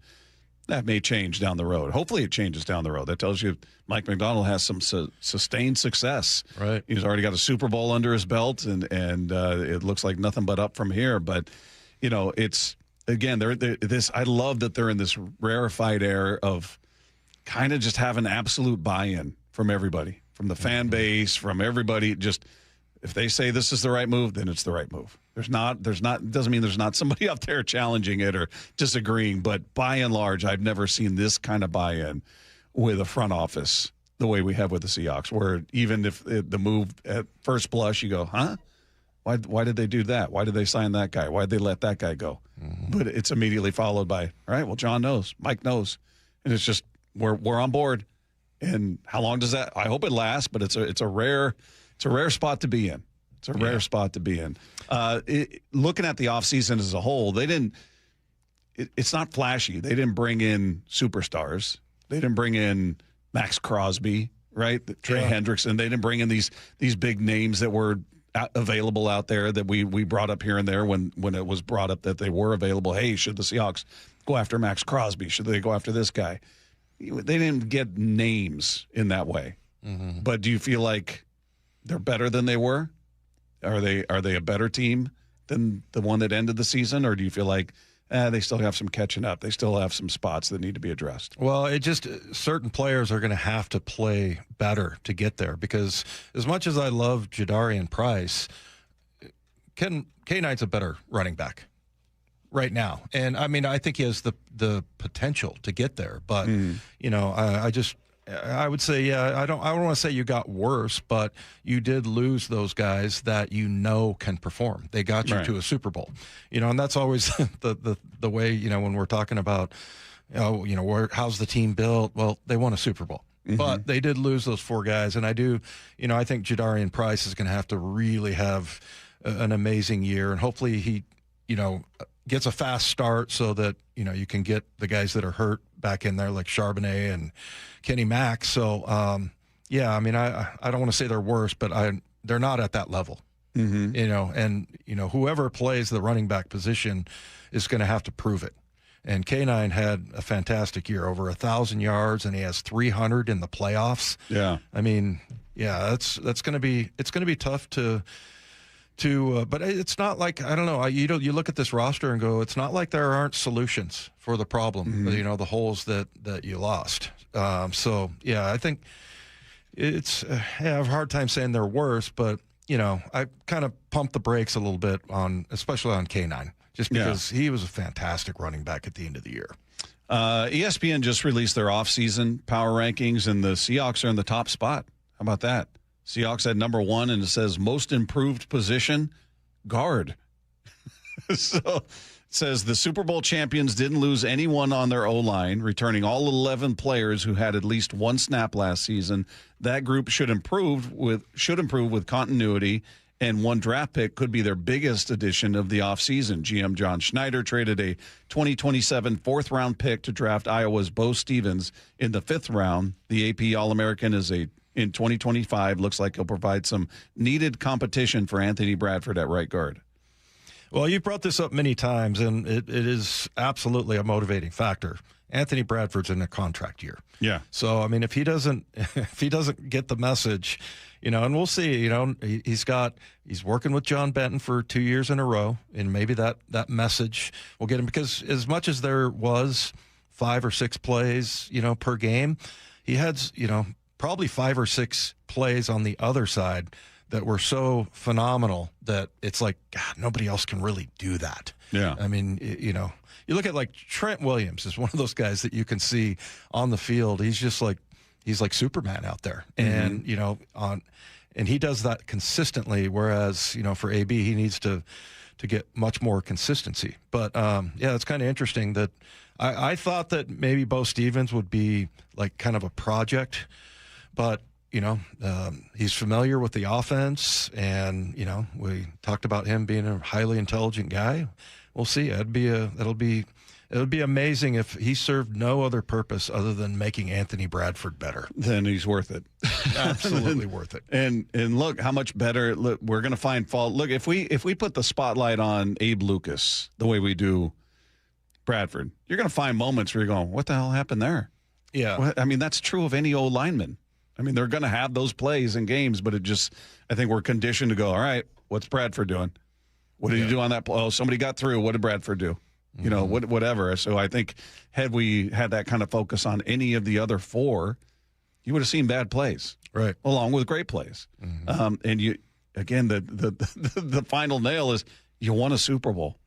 You won a Super Bowl with that guy as your starting right guard. Right. So it doesn't mean it shouldn't be improved or he couldn't be improved, what have you, but I don't think it's as dire as some make it seem that, you got to get him out of there. Right.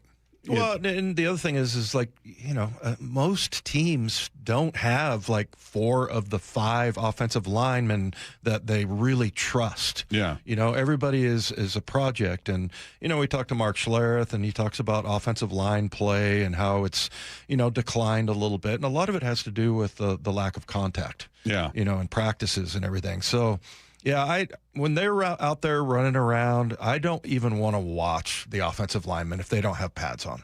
Yeah, if they don't have pads and helmet.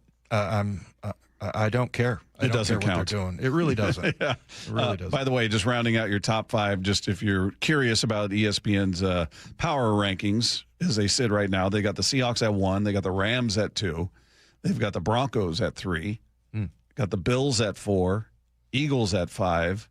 Patriots all the way down at 6. Looking at the top 10, 7 is the Packers, 8 the 49ers, number 9 the Chicago Bears, and 10 the Baltimore Ravens. That's your top 10. Yeah. You can go through it and see everybody else, but how about the Chiefs being at 12? Yeah, it's interesting. Something to prove there, but yeah, interesting look. Doesn't mean that's how it'll go, but it's kind of interesting to see how they view the Seahawks and the Rams right there, 1 and 2. Yep. Which is how it was last year. Meanwhile, the Mariners are getting ever closer to having to make a decision that could change the course of their season. We'll get into that coming up next with Wyman and Bob at Seattle Sports on 710.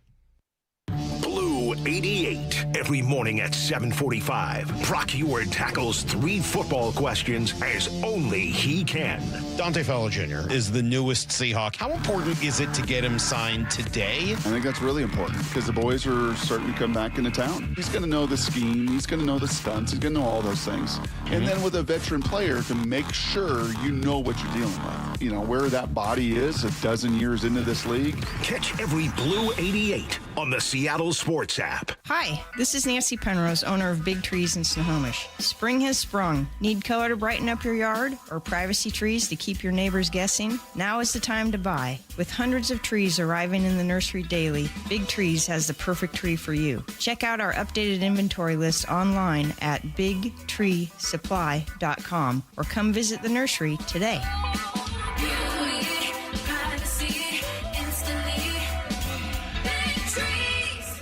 Coming to Emerald Queen Casino Event Center, Thursday night, June 18th, it's Jim Jeffries. If you see like an old couple and you go, how long have you two been married for? And they go, 45 years. And then I always ask, what's your secret? The man goes like this, she's always right. And then you see him go dead behind the eyes. Tickets at EmeraldQueen.com. Global comedy heavyweight Jim Jeffries, June 18th at Emerald Queen Casino, the entertainment capital of the Northwest. 21 and older, need gambling help, call 800-547-6133 or visit EmeraldQueen.com. Eric Johnson here. I covered a lot of accidents over the past 30 years or so, but I never got to say much about what to do after a crash. Be honest, do you know what evidence to collect, what pictures to take, what documents to request, or what you shouldn't say to your insurance company? The Washington Accident Book Series is a must-have for drivers who want to be prepared for whatever the roads throw at them. Know your rights and how to avoid common mistakes after an accident by getting your free copy at WashingtonAccidentBooks.com. I'm Ed Evans, CEO of Consumer Cellular. No, we're not one of the big guys. Truth is, we don't want to be. If you're over 50, Big Wireless probably has you paying for more data than you might need. You could be throwing away thousands over a lifetime. Our entry-level data plans start at just $20 a month. And for a limited time, switch and get your second month free. Call 1-888-FREEDOM, visit consumercellular.com or a store near you and get your second month free today. Plans include $5 credit for auto pay and e-billing. See site for additional details. Snapshot from Progressive wasn't created for just anybody. Oh no, we made it for you. Smooth accelerators. When that light turns green, you're off. Like a warm knife through firm butter. Going from 0 to the speed limit in an appropriate amount of time. Sure, your car has horsepower, but your horses prance around as silky smooth as your right foot. Fancy Prancerton. With Snapshot, safe drivers like you get personalized rates based on your driving habits. Sign up today at Progressive.com. Progressive Casualty Insurance Company and Affiliates. Snapshot not available in California or from all agents. This deer season, John Deere wants to give you the home field advantage. We're bringing you the best offers of the season, whether that's cash off on select new machines or a shot at the ultimate Major League Baseball prize package.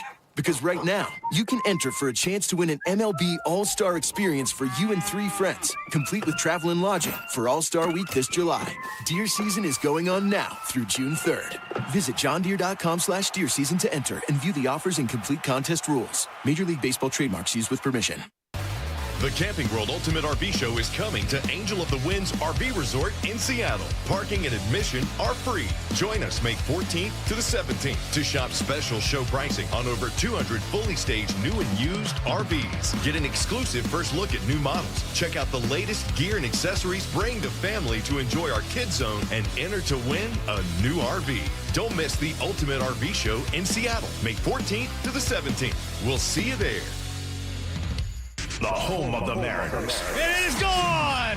Cal Raleigh, 2-run home run. Hear every pitch on 710 and the Seattle Sports app.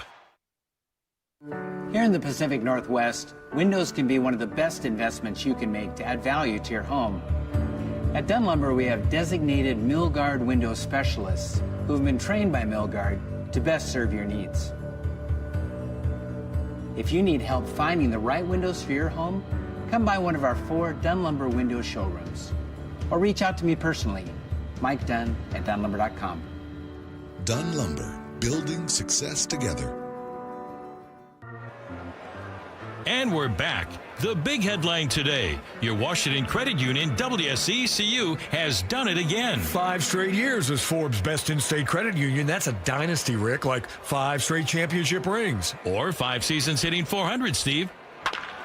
Holy catfish! If you want a team that wins year after year, join your Washington Credit Union, WSECU. Details at WSECU.org. Patrick was way behind on his IRS taxes. I was in way over my head. The total amount ended up being somewhere just over $30,000. $30,000.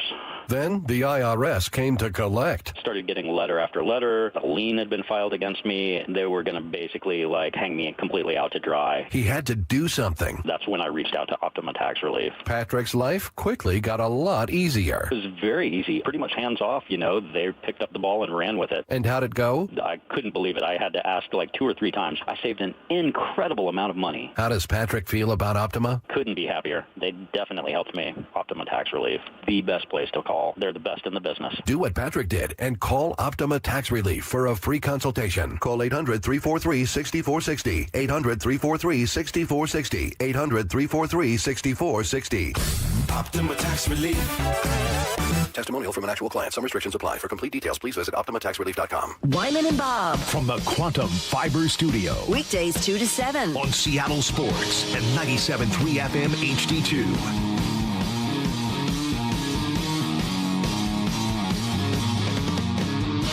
Text line is there for you at 866-979-3776. Whatever you want to weigh in on. Mariners, Seahawks, whatever's on your mind.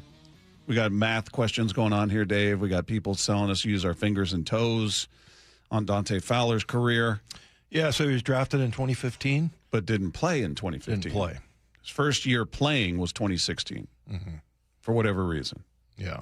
So he's, I guess. He tore his ACL like the very first practice. It was this crazy story there. Wow. So, yes. Yeah, so if you want to count 2015 as his first year, help yourself. His first year of playing was 2016. So there you go.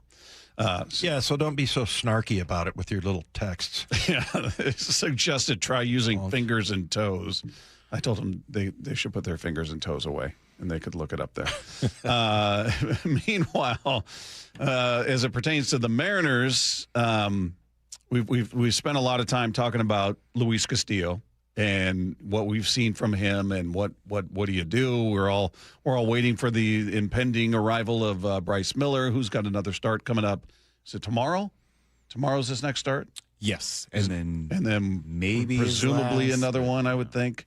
I think he's going to get another one. Yeah, I'd be surprised, but maybe they'll surprise us. They'll bring him up after tomorrow's start, depending on how he comes out of it. Hopefully, no injuries, pain-free, looks good, all that good stuff. But Jeff Passan was talking about what he thinks happens with Castillo when Bryce Miller returns, because that's where the conversation has gone to Castillo and no longer Emerson Hancock. I think it all depends on where Luis Castillo's frame of mind is. And if Luis Castillo is open to going to the bullpen, you consider that. And if he is not, then you take a look and see what his willingness to go on the injured list is. And if that's not the case, then maybe you do consider a six-man rotation. I think there are just lots of different possibilities here, but there's no point in trying to adjudicate them before necessary.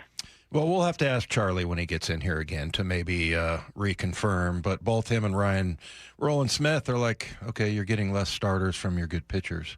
But, if they're starting to maybe show some signs of wearing down, not being the pitchers that they were last year or the year before, would you then maybe consider a six-man rotation more? Yeah, the hard part about this for me is that we don't know how each one of those guys feels about that extra day of rest. On the surface, everybody goes, how is that not a better thing, an extra day of rest? These guys are so married to their routines and so conditioned to go every 5 days that often can be a negative. You disrupt them with an extra day like that, it's not beneficial. It can go the other way. Now, maybe Wu loves it and Kirby hates it, or vice versa, right? It doesn't mean there's a consensus where all five guys are going, oh yeah, give me every 6 days. I'm good with that.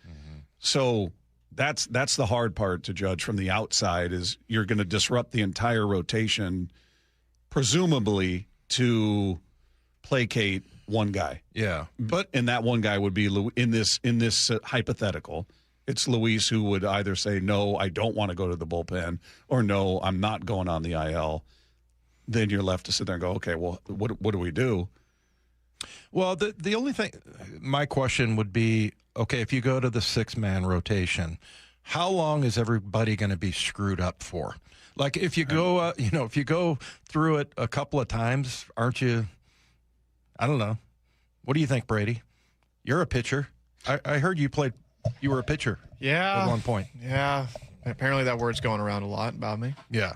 Yeah, I wonder who's spreading that. Oh, it was Brady. You're one of those delicate pitchers. I am.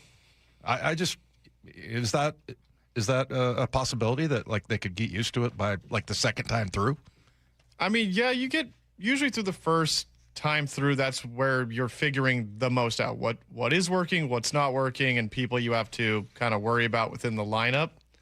By the time you get second way through, you're pretty much locked in. Yeah.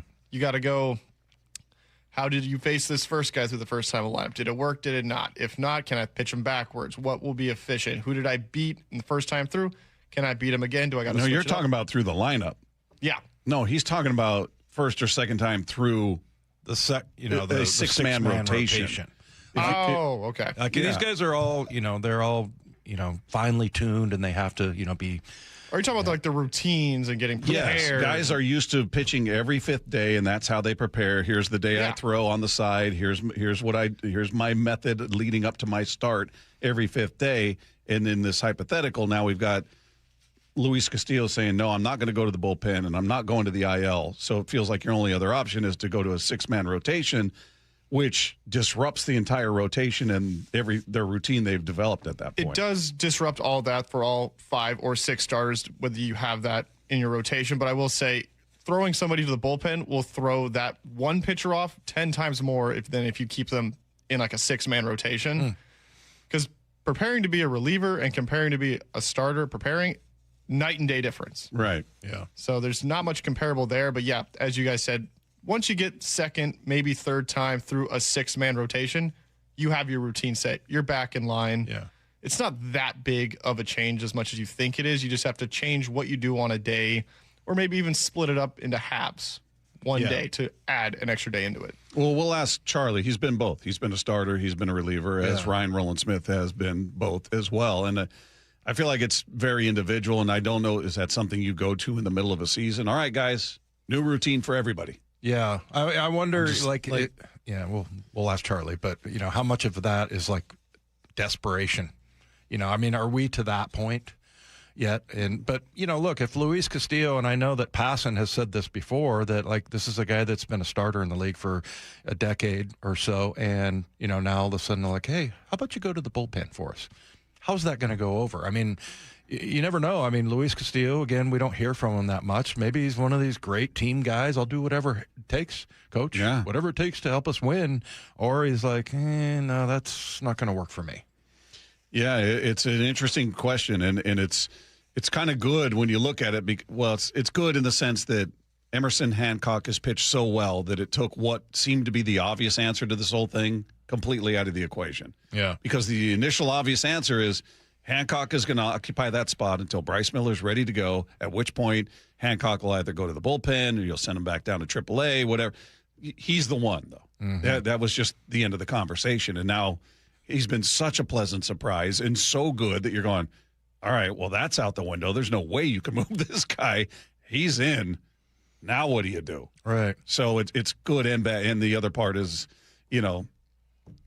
Luis has made it that way because of the way he's pitched. Yeah. If he's been rolling, then we're going, well, geez, what do you do? Put Miller in the bullpen?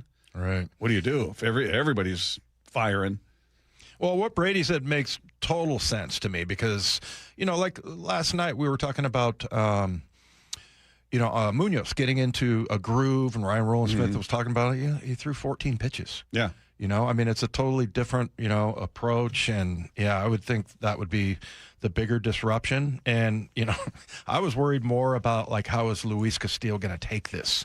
But, probably the real concern is what Brady's talking about. Now, all of a sudden, you got a totally different routine and approach to the game, especially if you've been doing that, your whole career. Yeah. So... one more from Passan talking about the injuries in the bullpen. Should that be a factor in the decision to potentially move Castillo to the bullpen? It can, but I think what also factors in is Luis Castillo has done this for a really long time at a really high level and been a really important part of the success that you've had organizationally. And I don't take that lightly. Like, I think the way that you treat people who have done right by you and helped you get into the position, they're not disposable. And so you can't just say to Luis Castillo, you're not performing right now, you're going to the pen. Well, you could. I just don't know how well that goes over, and I don't know what sort of precedent that sets for treatment of players going forward. Is that mistreating him, though? It's not like he had one bad start and you went, that's it, you're going to the pen, or two bad starts, or 3. Or 4. It's you got to, unfortunately, you got kind of a trend going. I don't know that it's an unreasonable request the way it would be if you overreacted to 1 or 2 bad starts in a row. Like Woo, all of a sudden you're going to the pen. You'd be like, what are you talking about, man? Well, and by the way, this is under your control.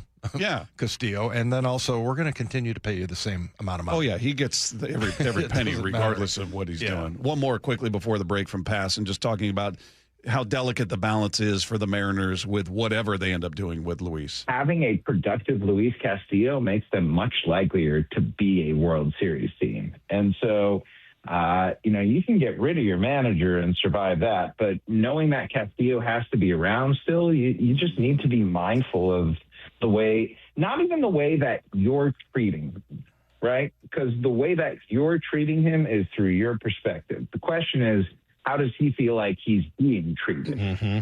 That is imperative here. And if you can thread the needle and figure out a way to solve your problem while still keeping Luis Castillo content, then that's the ideal. That's the goal. That is the aim of this whole thing. And it's a very delicate and difficult subject. It's going to be interesting, and hopefully Hancock continues with the way he's going. Miller continues to improve, and we get to that point. Maybe it is a six-man rotation. We'll find out. Meanwhile, Seahawks rookies were in town over the weekend, and we think there's one early standout that could be an X factor this season. We'll talk about that coming up next with Wyman and Bob at Seattle Sports on 710. You can stream every pitch of every inning of every game all season long. Oh, and it's completely free. It's a tremendous catch. Only on the Seattle Sports app. That's right. The free Seattle Sports app puts every single Mariners game right in the palm of your hand. On a platter, come and get it. One app, every game. Plus the latest Mariners news, insider access, video, and podcasts. Holy smokes, what a play! Pretty awesome, right? Just like the Mariners. If you've been in a wreck or a fender bender, you have the right to take your vehicle to any repair facility, not just where your insurance company tells you to go. Accurate Auto Body has been family owned and operated since 1994, and they work for you, not your insurance company. With over 25 years of auto repair work, they'll exceed your expectations. we meet by accident, fixing every last bit. Accurate Auto Body. At Accurate Auto Body, all their work is performed by certified technicians, only using OEM parts to guarantee the safety of you and your family. For the best in auto body collision repair and customer service, give them a call at 425-883-2450 or AccurateAutoBodyWA.com. Your insurance company may not love them, but you will, because we meet by accident, fixing every last bit. Accurate Auto Body. Every family has a story to tell. At Dunn Lumber, ours is about trust. During the Great Depression, trust was hard to come by. People were so skeptical of banks, customers would stop by the lumberyard, put their money in an envelope, and leave it in this safe. The safe still stands today as a symbol of our most valuable asset, your trust. If there's ever anything we can do to better earn your trust, email me personally. Mike Dunn at DunnLumber.com. Dunn Lumber, building trust since 1907. Wait, everything on this IHOP value menu is just $6? I told you it was amazing. A huge plate of pancakes, bacon, and eggs is just $6. Wow. There's also French toast, a ham and cheese omelet, and oh, they got a BLT and fries now. Okay, we're coming here every day. You don't have to tell me twice. Feast for just $6 with the IHOP value menu. $7 in some locations, available every day for a limited time at participating restaurants in the U.S. Hours may vary. No substitutions. Not valid with other discounts or promotions. Prices may vary. Finding great candidates to hire can be like, well, trying to find a needle in a haystack, but not with ZipRecruiter. Its powerful technology actively finds and invites qualified candidates to apply to your job. So while other companies might deliver a lot of hay, ZipRecruiter finds you the needle in the haystack. See why 4 out of 5 employers who post a job on ZipRecruiter get a quality candidate within the first day. Try ZipRecruiter for free at ZipRecruiter.com/free. That's ZipRecruiter.com/free. ZipRecruiter. It's a brave face we put on. We never want to be any trouble. But you know, getting older isn't all smiles and birthday parties. Sometimes it's facing the fact that we are aging. And you know what? That can be pretty hard. If you need a little support or just want to talk to someone, 988 is here for you. It's free and it's confidential. Call 988 anywhere, anytime. A message from the Washington State Department of Health. Still planning your summer vacation? Tired of airports and long drives? Anacortes Yacht Charters has a better option. Cruise the San Juan Islands aboard a fully equipped yacht. Take the helm of a bareboat charter or hire a skipper to explore on your terms. Quiet coves, lively harbors, no schedules. Just a tide guide and a sense of adventure. With a fleet of 50 powerboats and sailboats, AYC has options for groups large and small, from beginner to old salt. Start your San Juan adventure at ayc.com/KIRO. Subscribe to the Seattle Sports YouTube page to find new and exclusive content from your favorite shows and personalities daily. Just head to YouTube, search Seattle Sports, and click subscribe. Save $2 when you buy 2 cans of Superior Products Coverall tire dressing. Plus, get 4 times O Rewards points now at O'Reilly Auto Parts. O'Reilly Auto Parts. Support comes from Amazon Business. You can't rely on guesswork to run your business. With Smart Business Buying, innovative AI tools optimize your purchasing experience, paired with delivery options built for business. Empower your team today. Learn more at amazonbusiness.com. Workdays can be unpredictable, but your workwear shouldn't be. With the Cintas Apparel Plus program, you'll have freshly laundered garments for everyone on your team delivered every week.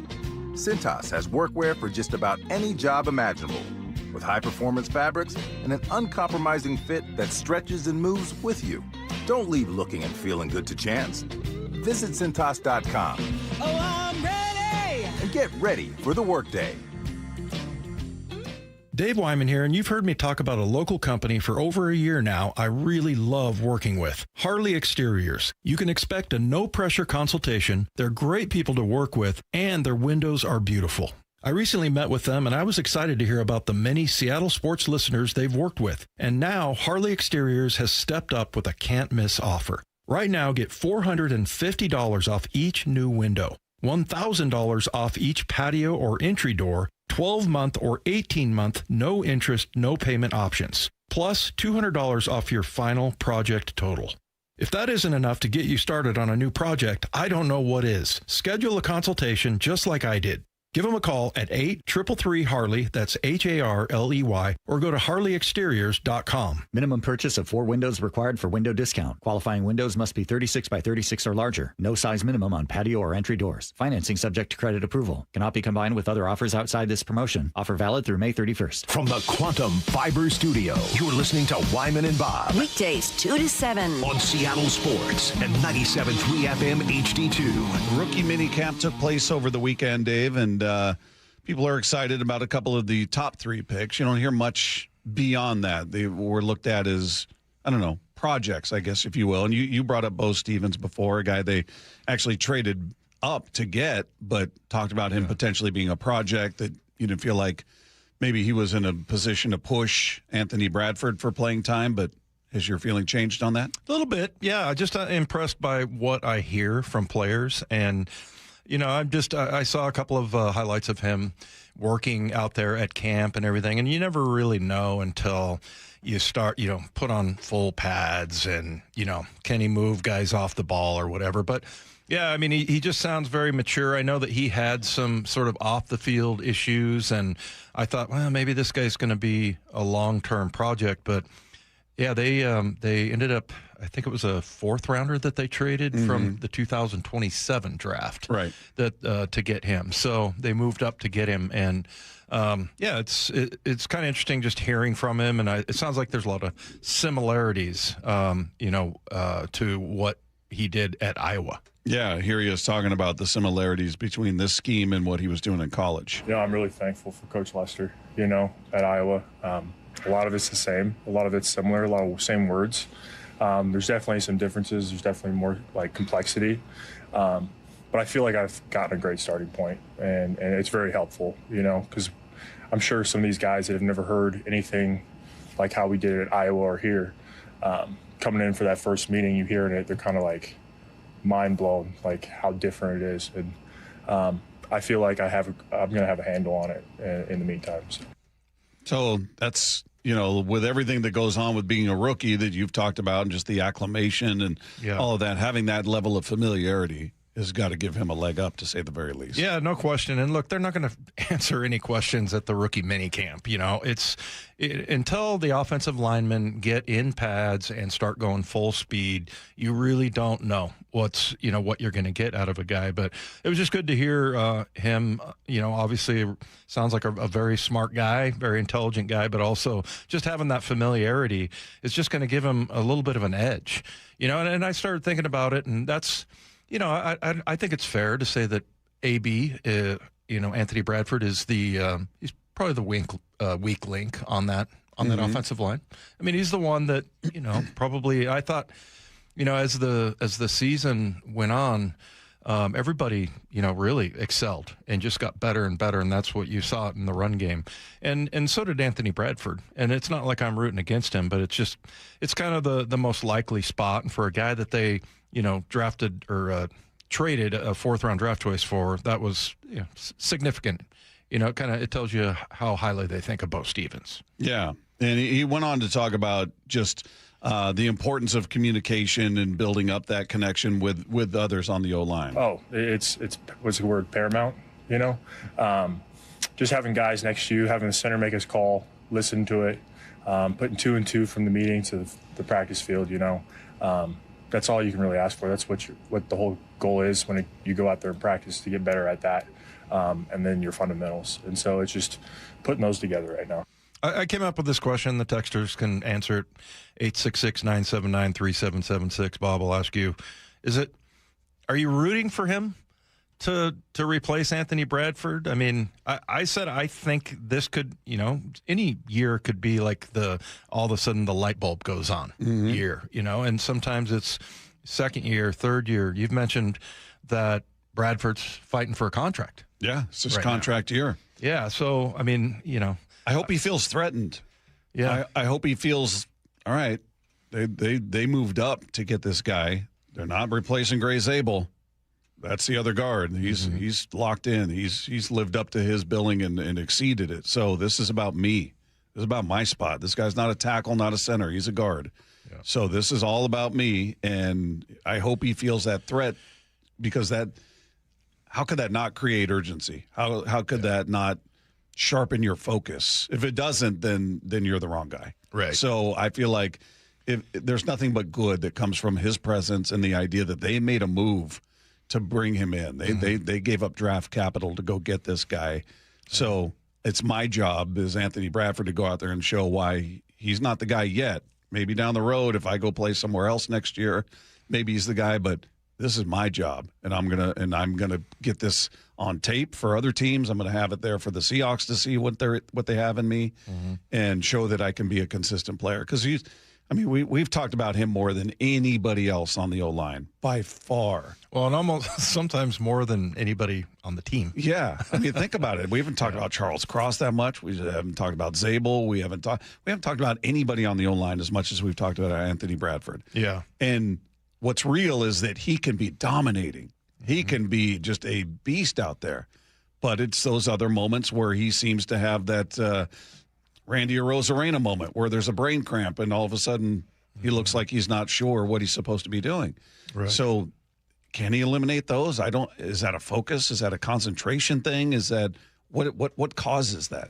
Yeah, it's a good question. And maybe, he it just clicks for him or whatever. Now, all of a sudden, like you said, it's very real because of the contract year for him that it's like, all right, I'm gonna get dialed in. But yeah, and I mentioned that this guy, the one downside, he's like the slowest guy at the combine. That's in a 40. I mean, they're working in a little box, that's probably 5x5 most of the time. So it's not like that's the hugest deal. But man, if you know what coaches used to say, who to get and how to get them. And I think he has the how to get them part, but I think who to get is going to be something it's a next level thing. I mean, you got a fairly complicated, and I think Bo mentioned that it's pretty technical as far as exactly what you have to do. And a lot of times you can get away with things in college that you can't get away with at the next level. Yeah. Mike McDonald, this is on Saturday, he was asked if they plan to play Bo at right or left guard. How did I know you were going to ask that one, Greg? Yeah, Bo's on the right side right now, but we're gonna train him at both spots, and we'll see how it goes. We'll see how it goes at inside, and but you need flexibility to cross really on your interior part of your line. So he's played both in his career, and right now he's playing right guard, but we'll be training him in right and left. Yeah, that means if Zabel goes down, we want to have a capable backup. Yeah. And we want him to compete at right guard. Yeah. That's what I heard there, Dave. Yeah, the other thing you heard from Mike McDonald at the end of the year is, and actually this was right before the draft, where he was talking about Jalen Sundell and how that guy was probably the most overlooked player by fans, and all the steps that he took during the season, he just got better and better and better. So that's really going to help him out as well. So he's surrounded with good guys that know what they're doing. The coach kind of speaks his language a little bit. And I just thought, I hadn't thought about him possibly pushing for it. But, last year, I know that they turned 4 picks into 8, but, last year there was a number of players that really contributed significantly. Mm-hmm. I mean, you talk about Gray, of course, Eamon Wari, of course, and then, you had Elijah Arroyo played really well. I mean, Torrey Horton had, he really took, some big steps. That you worry about the injury thing with him. So, if they can get, 3 or 4 guys to contribute out of this draft, it's going to be fantastic, because, you lost, and it's also, positions of need. Yeah. Is what they drafted. All right, that does it for us. I appreciate everybody tuning in. If you missed anything from today's show or any day, all you need to do is head to seattlesports.com, click the podcast tab, scroll down to our picture and click on that, and it'll be right there waiting for you. And as Dave and Lefko tell you every time, click subscribe. That way it's downloaded automatically for you. You never have to go through that process again. Either way, we appreciate you tuning in. We're back tomorrow right here with Wyman and Bob, Seattle Sports on 710. 88 every morning at 7:45. Brock Ewart tackles 3 football questions as only he can. Dante Fowler Jr. is the newest Seahawk. How important is it to get him signed today? I think that's really important, because the boys are starting to come back into town. He's going to know the scheme. He's going to know the stunts. He's going to know all those things. And then with a veteran player, to make sure you know what you're dealing with. Where that body is a dozen years into this league. Catch every Blue 88 on the Seattle Sports app. Hey, you mind keeping it down up there, please? KeyBank will meet you in that I need new neighbors moment. Rick, it's your mortgage loan officer, Beth. I was in the neighborhood and wanted to let you know your home loan application's been approved. Beth, you're always there for me, and not a moment too soon. Are your neighbors bowling with grand pianos again? And apparently raising livestock? Ew. For every financial need, we'll meet you in the moment. KeyBank opens doors. Equal housing lender. NMLS number 399797. What if you could have the most reliable Wi-Fi? And get this, what if you could keep it at the same price for 5 years? That's the Xfinity 5-year price guarantee. Just 5 years of fiber-powered Wi-Fi that boosts speeds to the devices that need them most. That finds and fixes problems before you even notice them. Like super intelligent Wi-Fi with a 6th sense.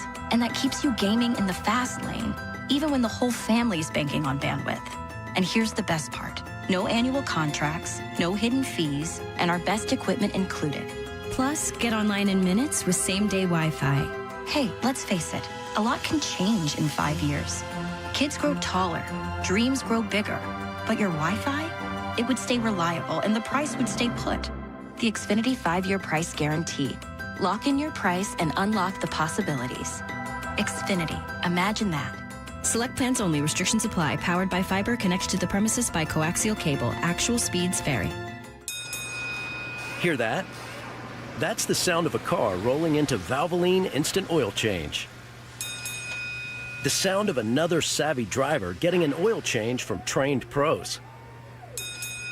The sound of not having to leave your car while we quickly change your oil. At Valvoline Instant Oil Change, there's no hassle with appointments or dealer wait times. That's one smart bell.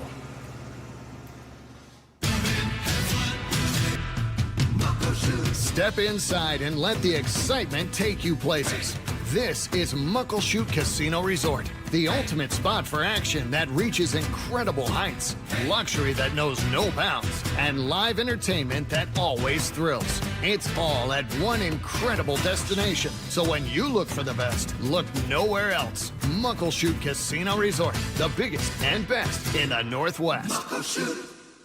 70 and sunny this week, so get out on the water with ARC, the 100% electric boat. They're doing demos on Lake Union, Lake Washington, and Lake Sammamish. Book one and see what they're all about. I got to ride in the brand new ARC Sport, and it was unlike anything I've experienced. Think of a luxury EV on water, quiet, powerful, easy to operate, heated seats and seat backs, a large touchscreen display. Schedule your demo at arcboats.com/demo. If you can't make it to Kirkland, they'll pick you up. arcboats.com/demo.